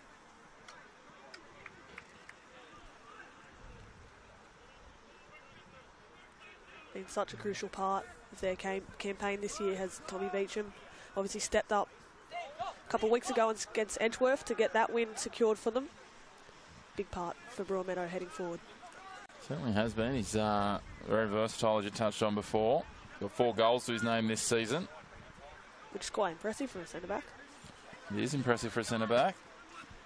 A couple of their defence scored goals this year. Will Ingram, who slots between defence and midfield, he's got 6, I think, to his name. Not in action tonight. Will Ingram, if I'm not mistaken, actually at different points in his younger years might have donned the yellow or the appropriate colour as it was at that time and refereed as well, Harry. So it's not that helps you score goals, but certainly understanding the laws never goes astray. This one prodded forward and Miller back there, just seeing it back to Innes. Tell you what, he might have shipped 2 goals so far, Pat Innes, but I've been impressed when he's had to make the decisions. Both times have probably been hard ones for him to really do too much about that last one. I don't think many keepers are stopping that. They're not seeing that until the last second, and you know, absolutely lightning reflexes. All of a sudden, Magic looking to push forward to get a 3rd, and Miller just pushes that back past the goals, and we'll see another corner for the men in red as they continue on this procession to icing their premiership. It's already in the bag for them. And this will just add the cherry on top, it will, Harry. A win here for Jim Kresner and his crew. They are heading, as we said, to the Australian Championship. I'm sure that that's very distant in their mind, because what they're going to have in the meantime is certainly a need to continue on winning. Realistically, though, after today, 2 wins would be enough for Magic. as they cross this into the box, headed away. They could be just 2 wins away from a double that not a lot of sides realistically do. And the Premiership Championship double doesn't happen all that often as Parks winds up looking for a second. Ensor's going to take a strike. Defended away, chipped wide now. Nankaro's there. Is he going to go himself or try and feed it in? Broken up, just a little nudge there. There was a little clip, no intent behind it. But a foul nonetheless on Occo. Yeah, you can tell by Cody Nankaro's body language every time he gets in and around the box. He's searching for that goal, wants to be a part of it. You can see why. He'll play a crucial role as well in their final series. I was being really impressed with his speed off the mark and his runs off the ball as well. I feel like he makes really good runs when he's not in control of the ball, so good pick up. Certainly has been. He's a young star on the rise. He'll be one that'll undoubtedly get himself into some shop front windows during the championship, you'd think. I'm sure that was a big part of the motivation behind his move, not just an opportunity to join the Magic crew. As we see a little bit of friendly fire from Clissold taking out his captain in Gillespie. He's hobbling away. That'll be some concern for Chris Zoricic and his crew. Cooks Hill, though, on the attack, looking to conjure something here, try and get some sort of response and reduce the deficit. 10 minutes gone here in the second half at Lake Macquarie, our final regular season match of the round clash in the men's competition. Of course, you will still be able to catch the promotion relegation playoff final, all the semi-finals in the men's and women's reserve grade, and the final round of the women's NPL as well, live and free here on the Northern New South Wales Football YouTube channel. And then if that's not quite enough for you, Harry, I was going to say we've got the Jets versus the All-Stars, and then to finish it all off in early October, we've got the Regional Super League finals as well. So the football season, it started in February, it runs all the way through to October. And then as soon as that's done, it'll be time for the Jets to get underway with their season. So certainly interesting news in the last 24 or so hours with Western United having their licence stripped from that point of view. As this one spills out, and it'll be a Magic throw. So going to leave a big question mark on how the season proper proceeds. Might get rid of the bye in the men's A-League, though. Yeah, I think from Western they've got 7 days to appeal, so... And they've already indicated they will, but yeah, interesting times in the A-League. The great thing is we've got plenty of NPL football to keep you busy in the meantime. As we said, those Northern League 2-leg semi-final playoffs are to come. And some changes coming for Broadmeadow. A double change. Tom Parks comes off. Angus McLeod goes on. Also coming on will be Bailey Antcliffe. And he'll come on for Beecham. Jaden Stewartson will take the captain's armband. Cooks Hill also... No, I thought we had a change coming down from Cooks Hill, but no, just the throw in. So a double change. Antcliffe and McLeod on. Lofted forward there from Sidorovsky. Pushed wide there by Magic, another throw. Seems to be it's pretty much like-for-like replacements. McLeod replacing Parks out here, and Antcliffe slotting straight in the centre-back for Beecham, who we touched on earlier. He did. He had that little knock on his ankle in the first half, playing it safe, Broadmeadow. Undoubtedly they'll relish the fact that they'll have next weekend off. And we'll see 2 semi-finals next week, an elimination final that will involve Maitland and someone. Where it's at and who they're up against is to be determined as Waddell pushes forward, spins inside the box. The referee says play on, appeals for a penalty from Cooks Hill. Win it, get in front, get in front. Clissold tracking back the Kiwi. Gets the ball fed down the line. That's a nice ball. Oh yeah, James, really? Gillespie gives away a foul.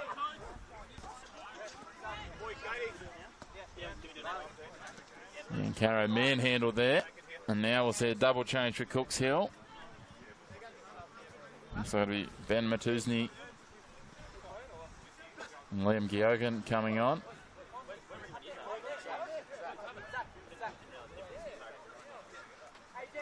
Zach Waddell comes off. Not a really surprising change, that one. They'll try and put him on ice ahead of Wednesday night. And the other change will be Alex Gillespie. Definitely see the intentions here with these substitutions. Just saving some legs for a crucial game on Wednesday.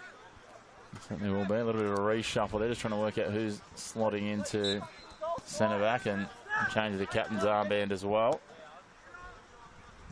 So it looks like Sidorovsky's going back into centre back. And it might be Luke Miller with the captain's armband now. It is.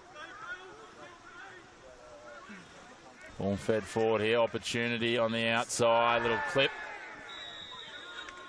on Jake Callan, or the referee. He will go to his pocket. Just trying to identify who that was. That's Manning Lowry with the foul. Confirmation. No yellow card for this time for the substitute in Manning Lowry, the first half change. Broadmeadow, an opportunity here over the dead ball. About 10 yards from the byline, just outside the edge of the 18-yard box. What can they conjure here? Stewardson sits at the back post. McLeod in tight inside the 6-yard box. Ensor marking up at the front post. Drifted in. Headed away. What a touch. Off the top of the shoulder in the end. It is that man, Jesse Hill. He came so close in the first half. And this time just off the collarbone almost. That looked like Harry. He nods it in. And all of a sudden, Magic lead 3-0 with half an hour to come. He's been very deserving of that, Jesse Hill. He's deserved his goal today. And it's the two debutants combining. Barrett to Hill. And Magic do now have their third. The first goal in first grade for Jesse Hill. Certainly is. Gets a goal on debut. He's looked like he was very close early.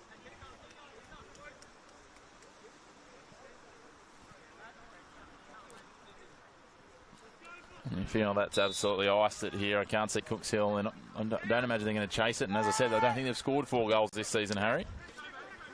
No, it'll just be about pride now, just playing out these final 20 or so minutes, just over that.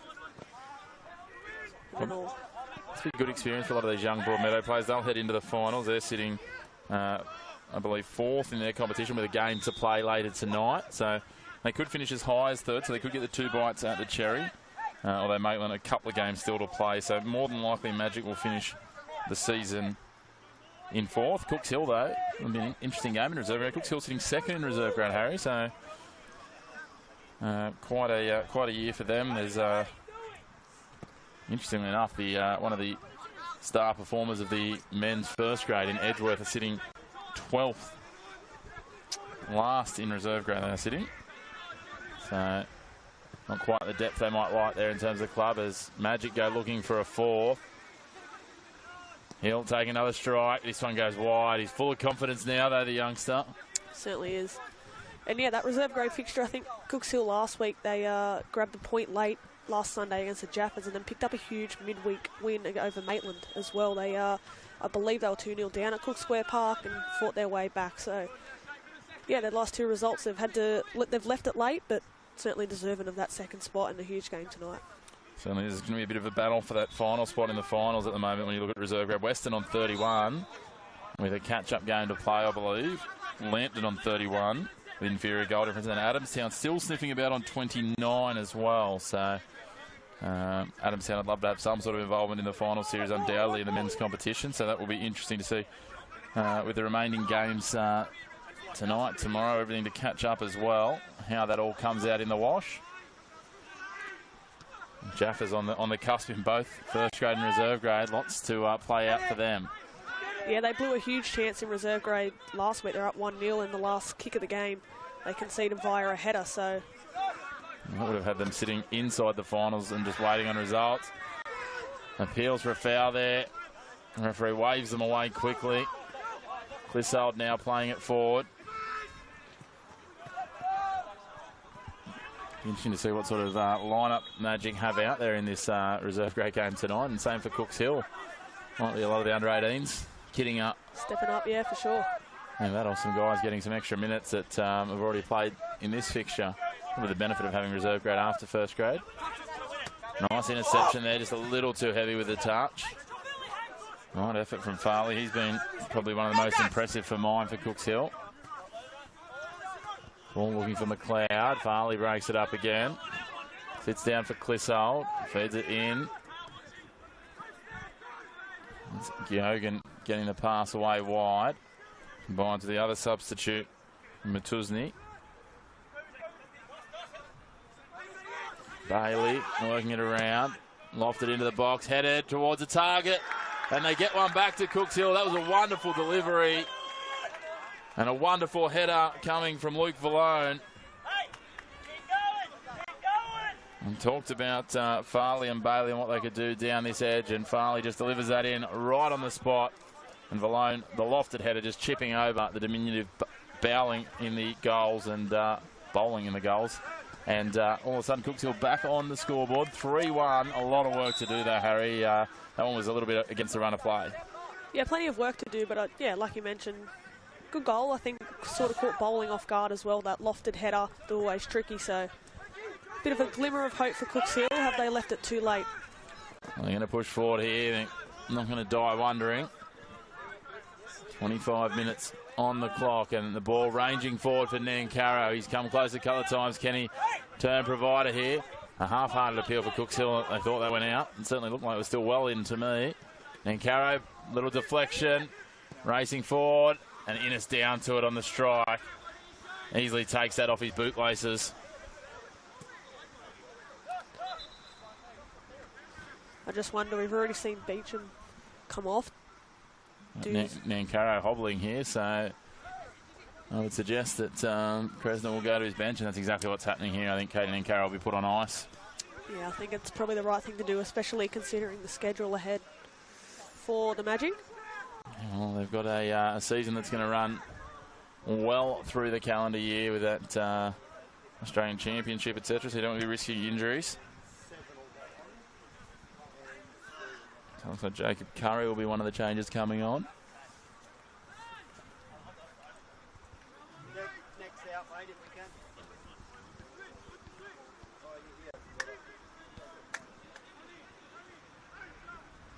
can. Homer comes away with this one. Ocko haranguing him, tight quarters. And the ball forward. Nice little touch into the box, and attempt to appeal for a foul from Bailey, but just collected the back of the player. Double change coming for Magic. Jake Callan. Jake Callan will come from the field. And it looks like Cody Nankaro to be replaced by Jacob Curry and Josh Bryn.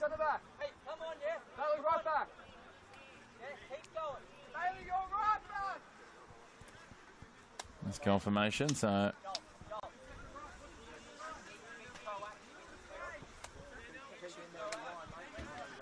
as I said, it'll be Bryn for Callan, Curry for Nankaro.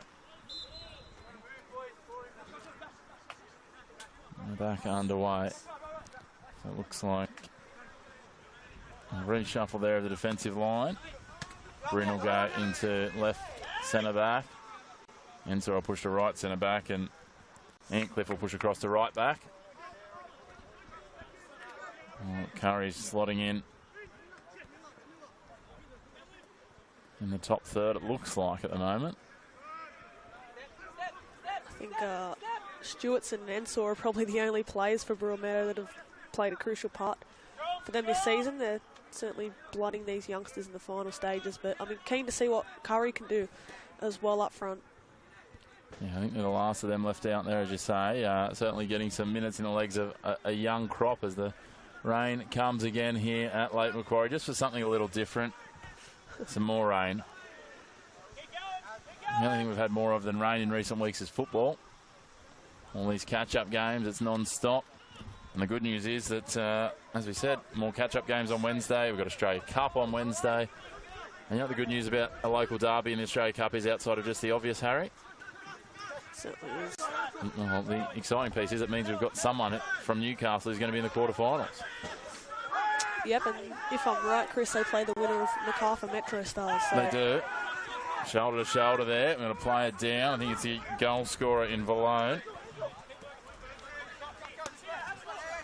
Good body position from Josh Bryn there to win out there.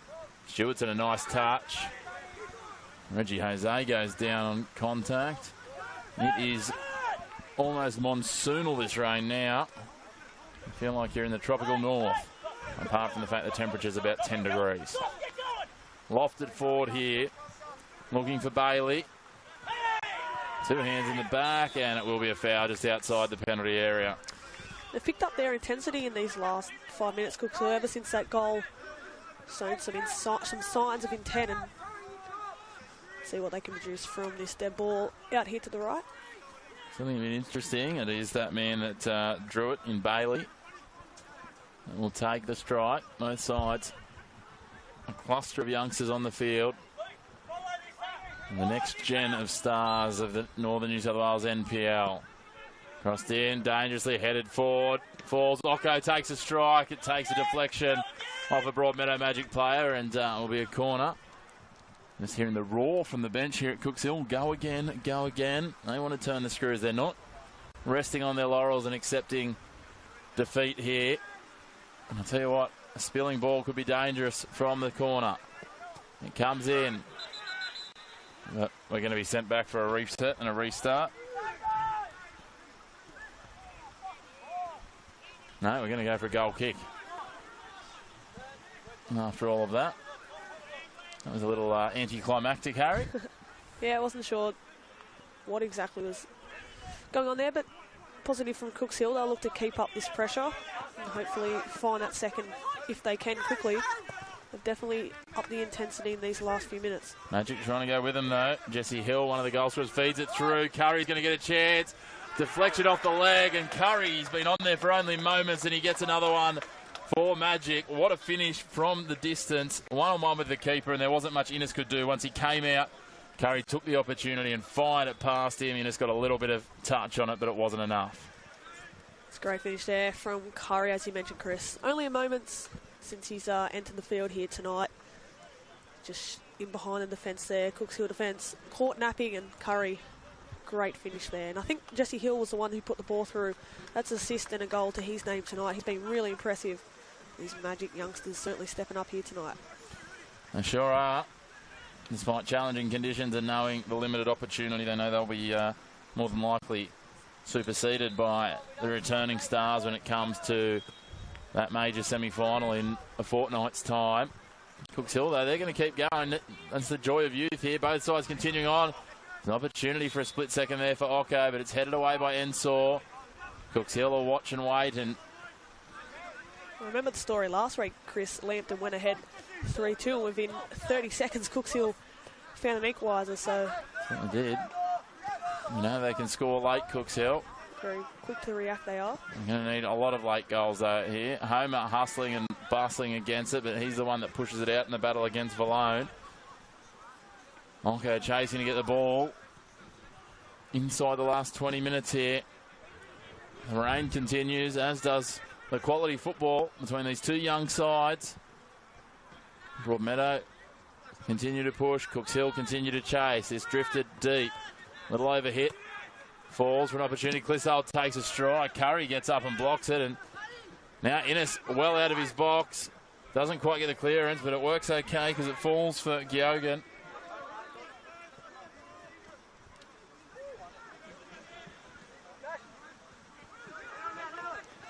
Homer under pressure. Both sides pushing high in defence. Trying to force the mistake. Trying to force the misstep. Bryn plays it out to his centre-back partner in Ensor. The experience of Ensor.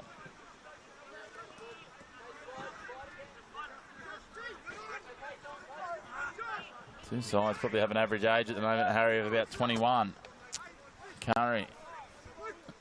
Like you mentioned, Chris, I'm really excited to see how that reserve grade fixture plays out as well, whether they possibly even some maybe under 16s, maybe even that far down, but obviously after this one, the reserve grade fixture taking place, really keen to see how that one unfolds. Magic start blooding their 16s, mate. You'll be making yourself available for reserve grade tomorrow.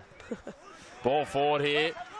Hill's got a goal and an assist. He goes for a second goal, chips it forward, just wide of the target. Pulled back. McLeod, is it going to trickle in? No. Innes tracks back and saves it off the line. That's the third or fourth time today that Cooks Hill have picked one off the goal line. It's a great recovery there from Innes. He made the initial decision to come out and try and stop Jesse Hill, and the recovery was needed. And well done to the debutant on that occasion. Well done all around. It was a nice shot on the run in slippery conditions. I thought Hill for a moment was going to have a second, and I'll tell you what, he would have all but wrapped up man of the match honours with that. I think he's going to be hard to beat anyway. Beautiful ball forward now. Curry, he's going to sniff for a second as he thinks about winding up from distance. Now takes a strike. Innes parries it. Stewartson's there. McLeod there again. Can't quite get the touch on as the defence converges. Has to go backwards. Ancliffe plays it down the line for himself. Keeps it in. Puts it into the box. Does he? No, just trickles over the byline. It's some inventive play from the Magic. They've got the defensive Cooks Hill at 6s and 7s repeatedly at the moment. They do, and I thought they were very close there to finding the back of the net on multiple occasions. Had so many chances there. Curry showing what he can do, especially with his weaker foot on his left. And then Stewartson being a bit selfish, Chris, heading it back goalward. He maybe could have... I think at 4-1 you can probably forgive it. 4-1 in a game that's just a coronation march, Harry. I think we can forgive him as the veteran for backing himself there. If it was 2-1, I might have probably sided with you a little bit more, but at the end of the day, he just wanted to add his name to the score sheet. Show the youngsters how it's done.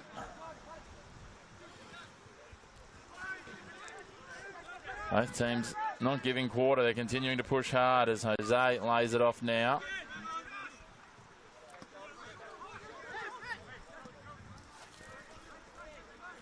I make Jaden Stewartson sound like he's in his mid-30s. He's 25, so just checking my stats there. As Ancliffe sliding down along the synthetic surface, trying to retain possession there, but couldn't bring it back. Down into the final 15 here. Magic leading by 3. 4 goals to 1. And half-time, it was 1-0 with that goal to Tom Parks. Hill, Jose and Curry all getting goals today. A couple of the debutants adding their names to that score sheet, while Luke Valone getting one, converting that wonderful lead-up work from Hayden Farley for Cooks Hill's sole goal so far. So, seen plenty of goals in this second half, 4 so far, and you feel like there could be more, Harry, as Clissold drives that long. Yeah, I certainly feel like Magic have another one in them, especially with Curry and Stewartson up front. Stewartson looks to get the ball and offload to his teammates. Brought down by McLeod. Opportunity here for Curry, not quite. The defence tracking back. They can't quite keep it in, and we'll have another corner here for Broadmeadow.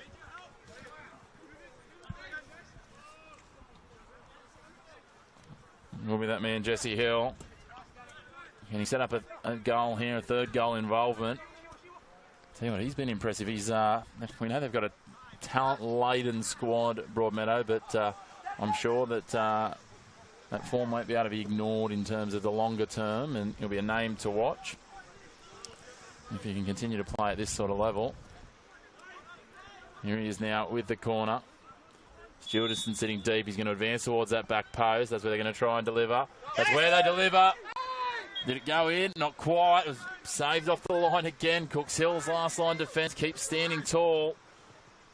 I'm starting to lose count of how many times they've picked it off the line, Harry. That must be 5 now, I think, if I'm right. I think it's about that, yeah. But what a ball from Jesse Hill finding Stewartson. And Stewartson trying to get his name on the score sheet there. Obviously question marks whether it went over the line, but only 4 for the Magic as it stands. But like you mentioned, Chris, I do think that extra goal's coming. Certainly looks like it. Saxon Pasovsky getting ready to come on for a final change. Late flag there against Occo. He thought he was away, and a couple of the defenders had pulled up. Offside trap working to effect. And I tell you what, Stewartson, you might have thought he could get a bit more on that. He would have loved to have had a bit more power on that header.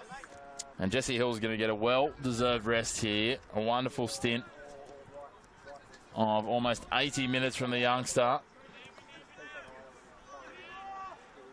At the moment, he's certainly my pick for best on ground at this stage, but we'll see if anyone can outshine that. A wonderful stint from young Jesse Hill on his starting debut. And he's replaced now by Saxon Pasovsky. Yeah, I'd have to agree with you, Chris. He's been a very energetic player, using his speed to full effect.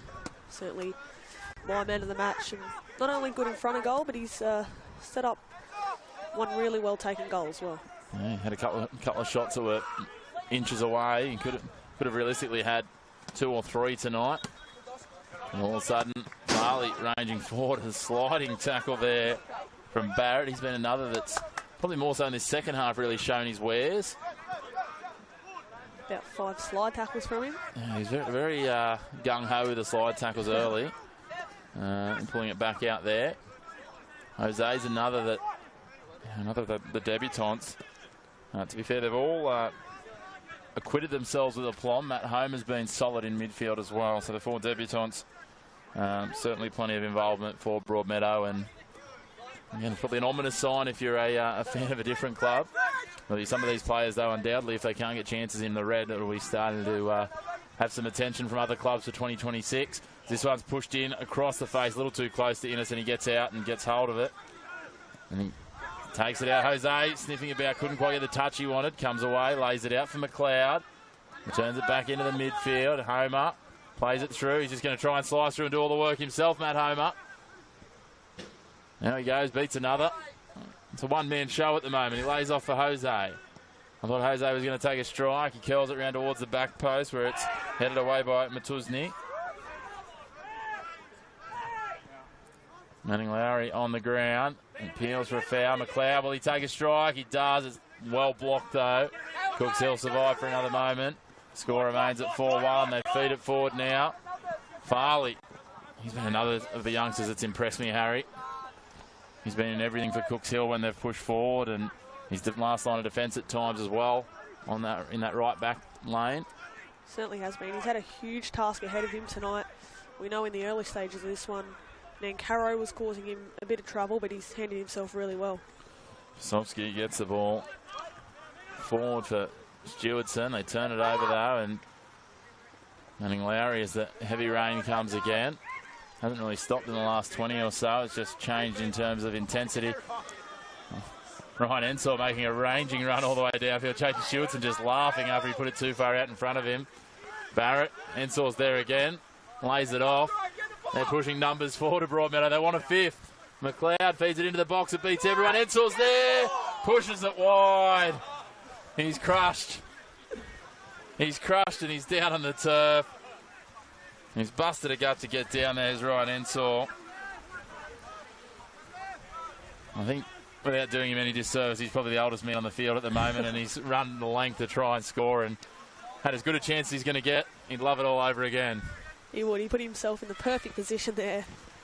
Don't get many opportunities like that, especially bombing on from centre-back.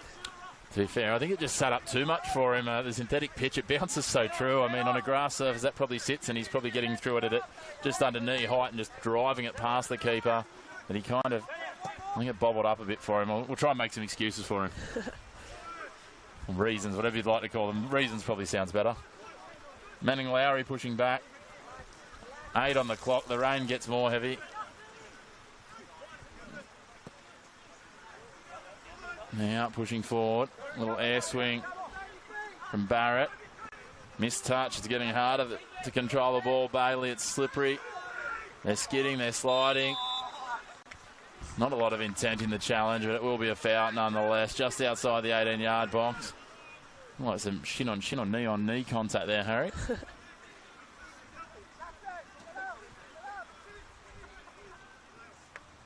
As I said, no malice in it, just outside the box, and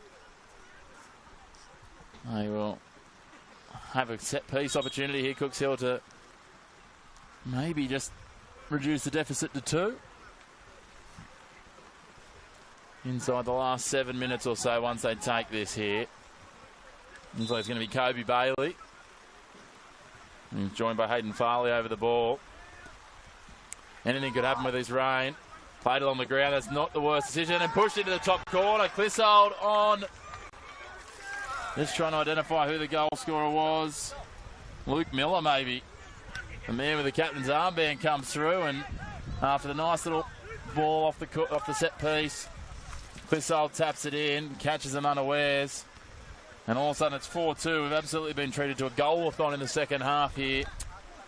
Scoreboard might have a few people confused. It's showing 3-2, but definitely 4-2 by my maths, Harry.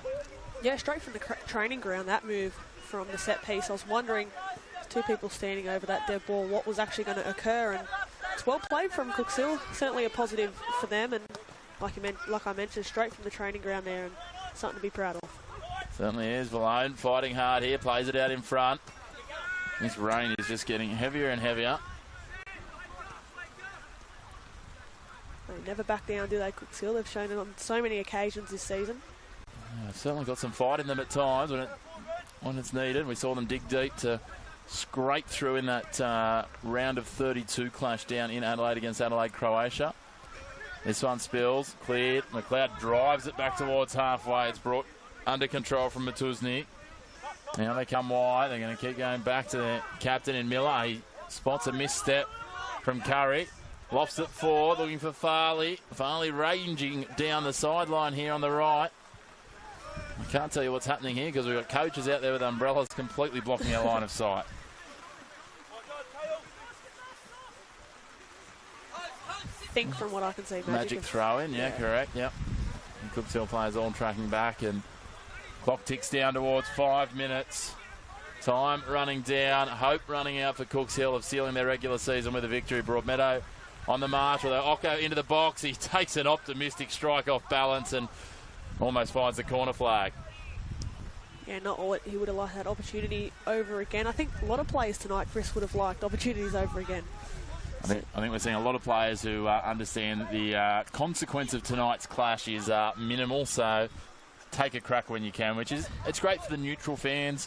You know, it's positive to see when some of the things come off, and it's even harder to execute it on a night tonight when your boots are probably wearing, you know, full of about a litre of water each, and the ball's slipping and skidding across the surface. So, you know, chance your hand, why not? Yeah, exactly. McLeod plays it forward. It goes to the sky from Miller. Nice little back heel sort of manoeuvre there from Bailey in the end. And it goes across the sideline for a Cookshill throw on the midpoint of the attacking half. And give it to Farley for the throw. Malone's there as an option. Goes to Ocko, plays it into the box. Malone again. Ocko trying to use body position. Falls for Bailey. A strike from Clissold, and he's put it into orbit. The Kiwi, you talk about wanting to have things again, Harry. But again, Joel Clissold just saw that set up, and his eyes lit up like dinner plates.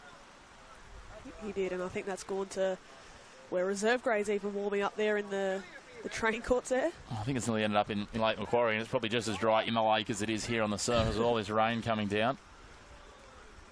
Caden Stewartson looks like he's been for a swim in the ocean. He's that wet. Driven forward. There's that man.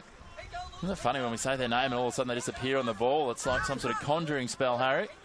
Barrett doing well, fighting under pressure. Broadmeadow trying to work it down. Stewartson on again, plays it in for Homer. Curry making a run forward. Reggie Jose breaking lines, gets some advantage. Stewartson pushing forward. Offside goes against Curry, who wore a attempted clearance that skewed off the side of a Cookshill boot and the side of the head.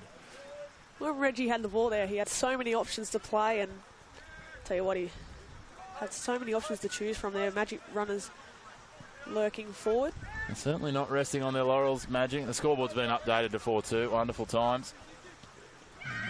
It's taking away the glimmer of hope that a Cookshill fan might have had with the incorrect score.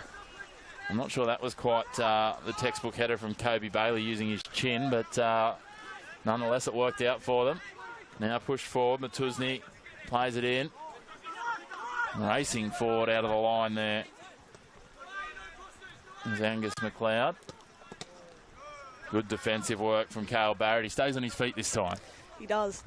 He's done well. The left back, obviously an assist to his name tonight for Jesse Hill. Defensively, he's been involved in many of challenges, but handled himself really well.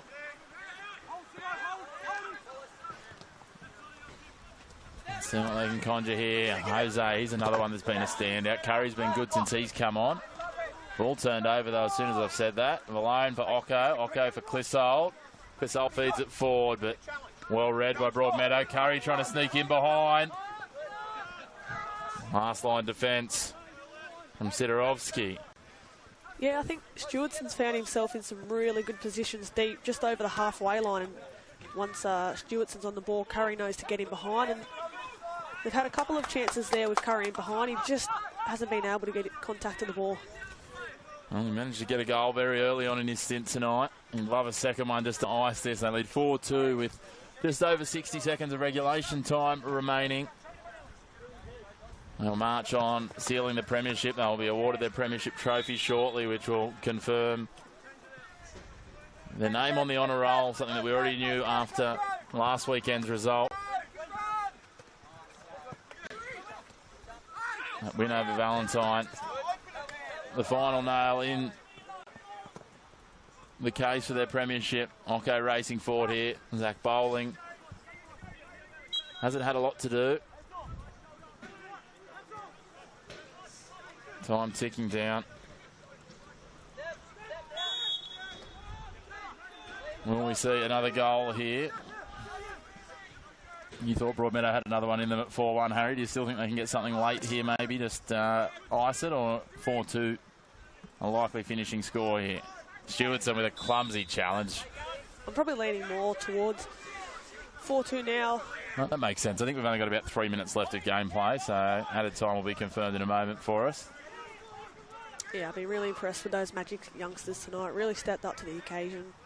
And it gives Jimmy Kresner a lot to be proud of, knowing that he can lean on these youngsters if needed. Certainly does, and there's the confirmation from our fourth official. 3 minutes of added time, the minimum to be played. They bomb forward here. Pat Ennis, I thought he was going to go all FIFA on us and just wander out of his goals and take a run. That'd bring the crowds to their feet and probably Chris Oricich's heart rate to 200. Headed away there onto the other pitch by Josh Bryn. I've been impressed by Bryn in his little window that he's come on. He's been really solid there at left centre back. Yeah, it's been a struggling season for him, obviously not being able to break into the first team with the likes of Beechan. But yeah, he's had a short cameo, but been really impressive since coming on. Hasn't put a foot wrong. Certainly been good, as we've seen. Yeah, again, going forward. A little misstep from Matuzny. He decides to race forward at 100 miles an hour at Zach Bowling. Nice little touch on there. Antcliffe going forward. Down the line looking for Curry. Jose. I'm going to put you on the spot here, Harry. I'm going to ask you your thoughts on a 3-2-1 at the end of this, just for the last game. Some plaudits for some young players that have played well. Both give some raps at the end of this to close it out. What we know from here, considering we're a good minute into this stoppage time, is, as we said, Broadmeadow will finish top. It means Cooks Hill will finish their season in either 8th or 9th, depending on Rosebud's final game of the season. If Adamstown beat New Lambton, they will leapfrog Cooks Hill on goal difference. So New Lambton can do their inner city rivals a favour here with a strike. Bowling, a little parry up for himself and takes the snare quite comfortably in the end. Looked nervy on first contact, but calm on the second chance. Yeah, hasn't had overly heaps to do tonight by any means, but certainly when he's been needed to be called into action, he's handled himself really well. Obviously, not much he could really do, Chris, about the header and the goal from the set piece, but an impressive debut from Zach Bowling, who we've seen obviously in and around the Jet system for quite so many years now. So I'm not sure that it is Zach's debut, but yeah, certainly impressive stepping in the absence of Alvarez. Hasn't had a lot of game time at this level. As the ball pushed forward. Chance for Magic.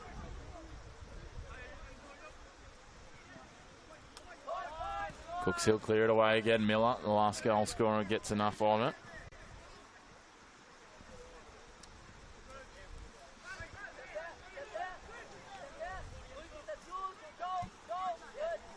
And is happy to play it round. Time ticking down for them.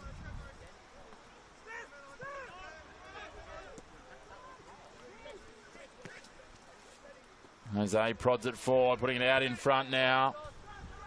Pasovsky lays it off, strike taken. Innes parries it, gets up and recovers and takes it away. You have to feel that'll be close to the last of it.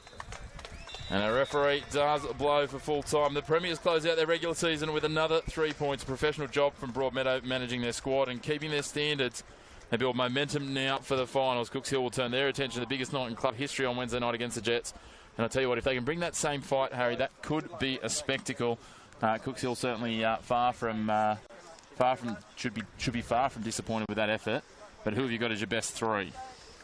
Yeah, look, on the night that Magic youngsters really stepped up, I think Jesse Hill was very impressive getting his name to the score sheet, but also on the assist charts, his energy off the ball. In two, I've got Reggie in the middle of the field. I thought he had a really good impact And at 1, I've got Cale Barrett at left back. Wasn't afraid to chuck himself into some challenges. So, yeah, really impressed with those 3.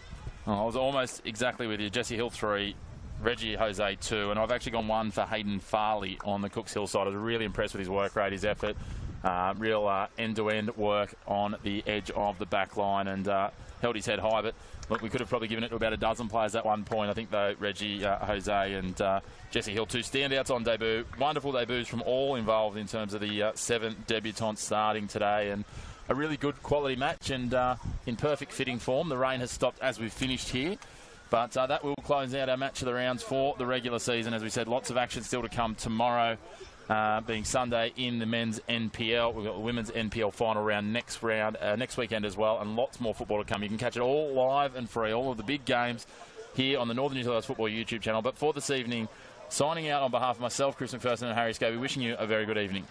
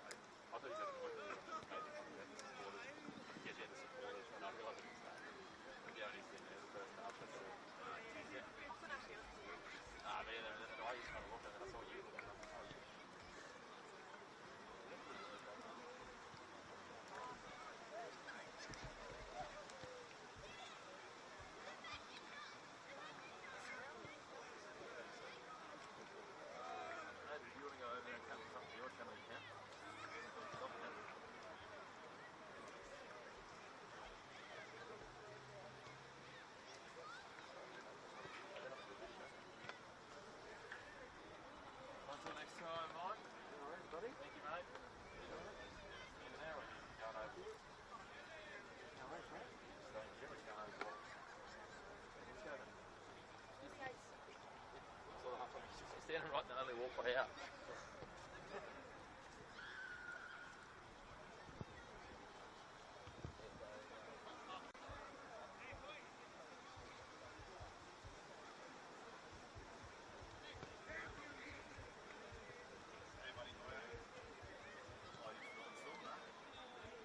Is this tough staying? Yeah, I believe so. Excellent. Yeah, I'll be out of here soon. Because this thing's, the SIM card's fucked. Right. So I've got to sit here with my phone to get the live stream opening. So yeah, not a lot of fun. I just wish I had a bloody chair. I might try and see they've got one in there. You can probably grab one out of the cafe, I reckon. Oh, it's not a bad idea. It's not a bad idea.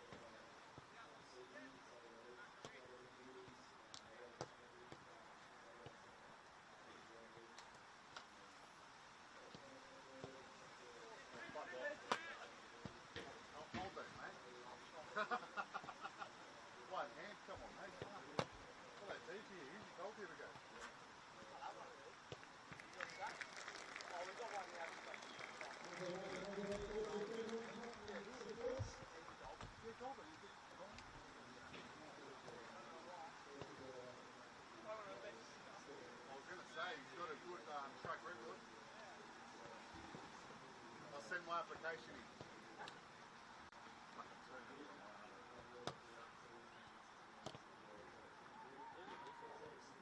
Oh, that's my, yeah. Okay, thank you. Well, I'm about to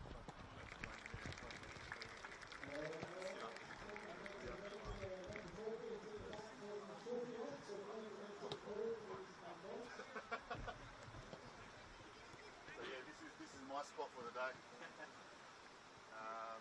Saying that, my phone. I trust you. My phone's in my bag, yeah? I was gonna go try and find a chair for me there. Caco se fuck.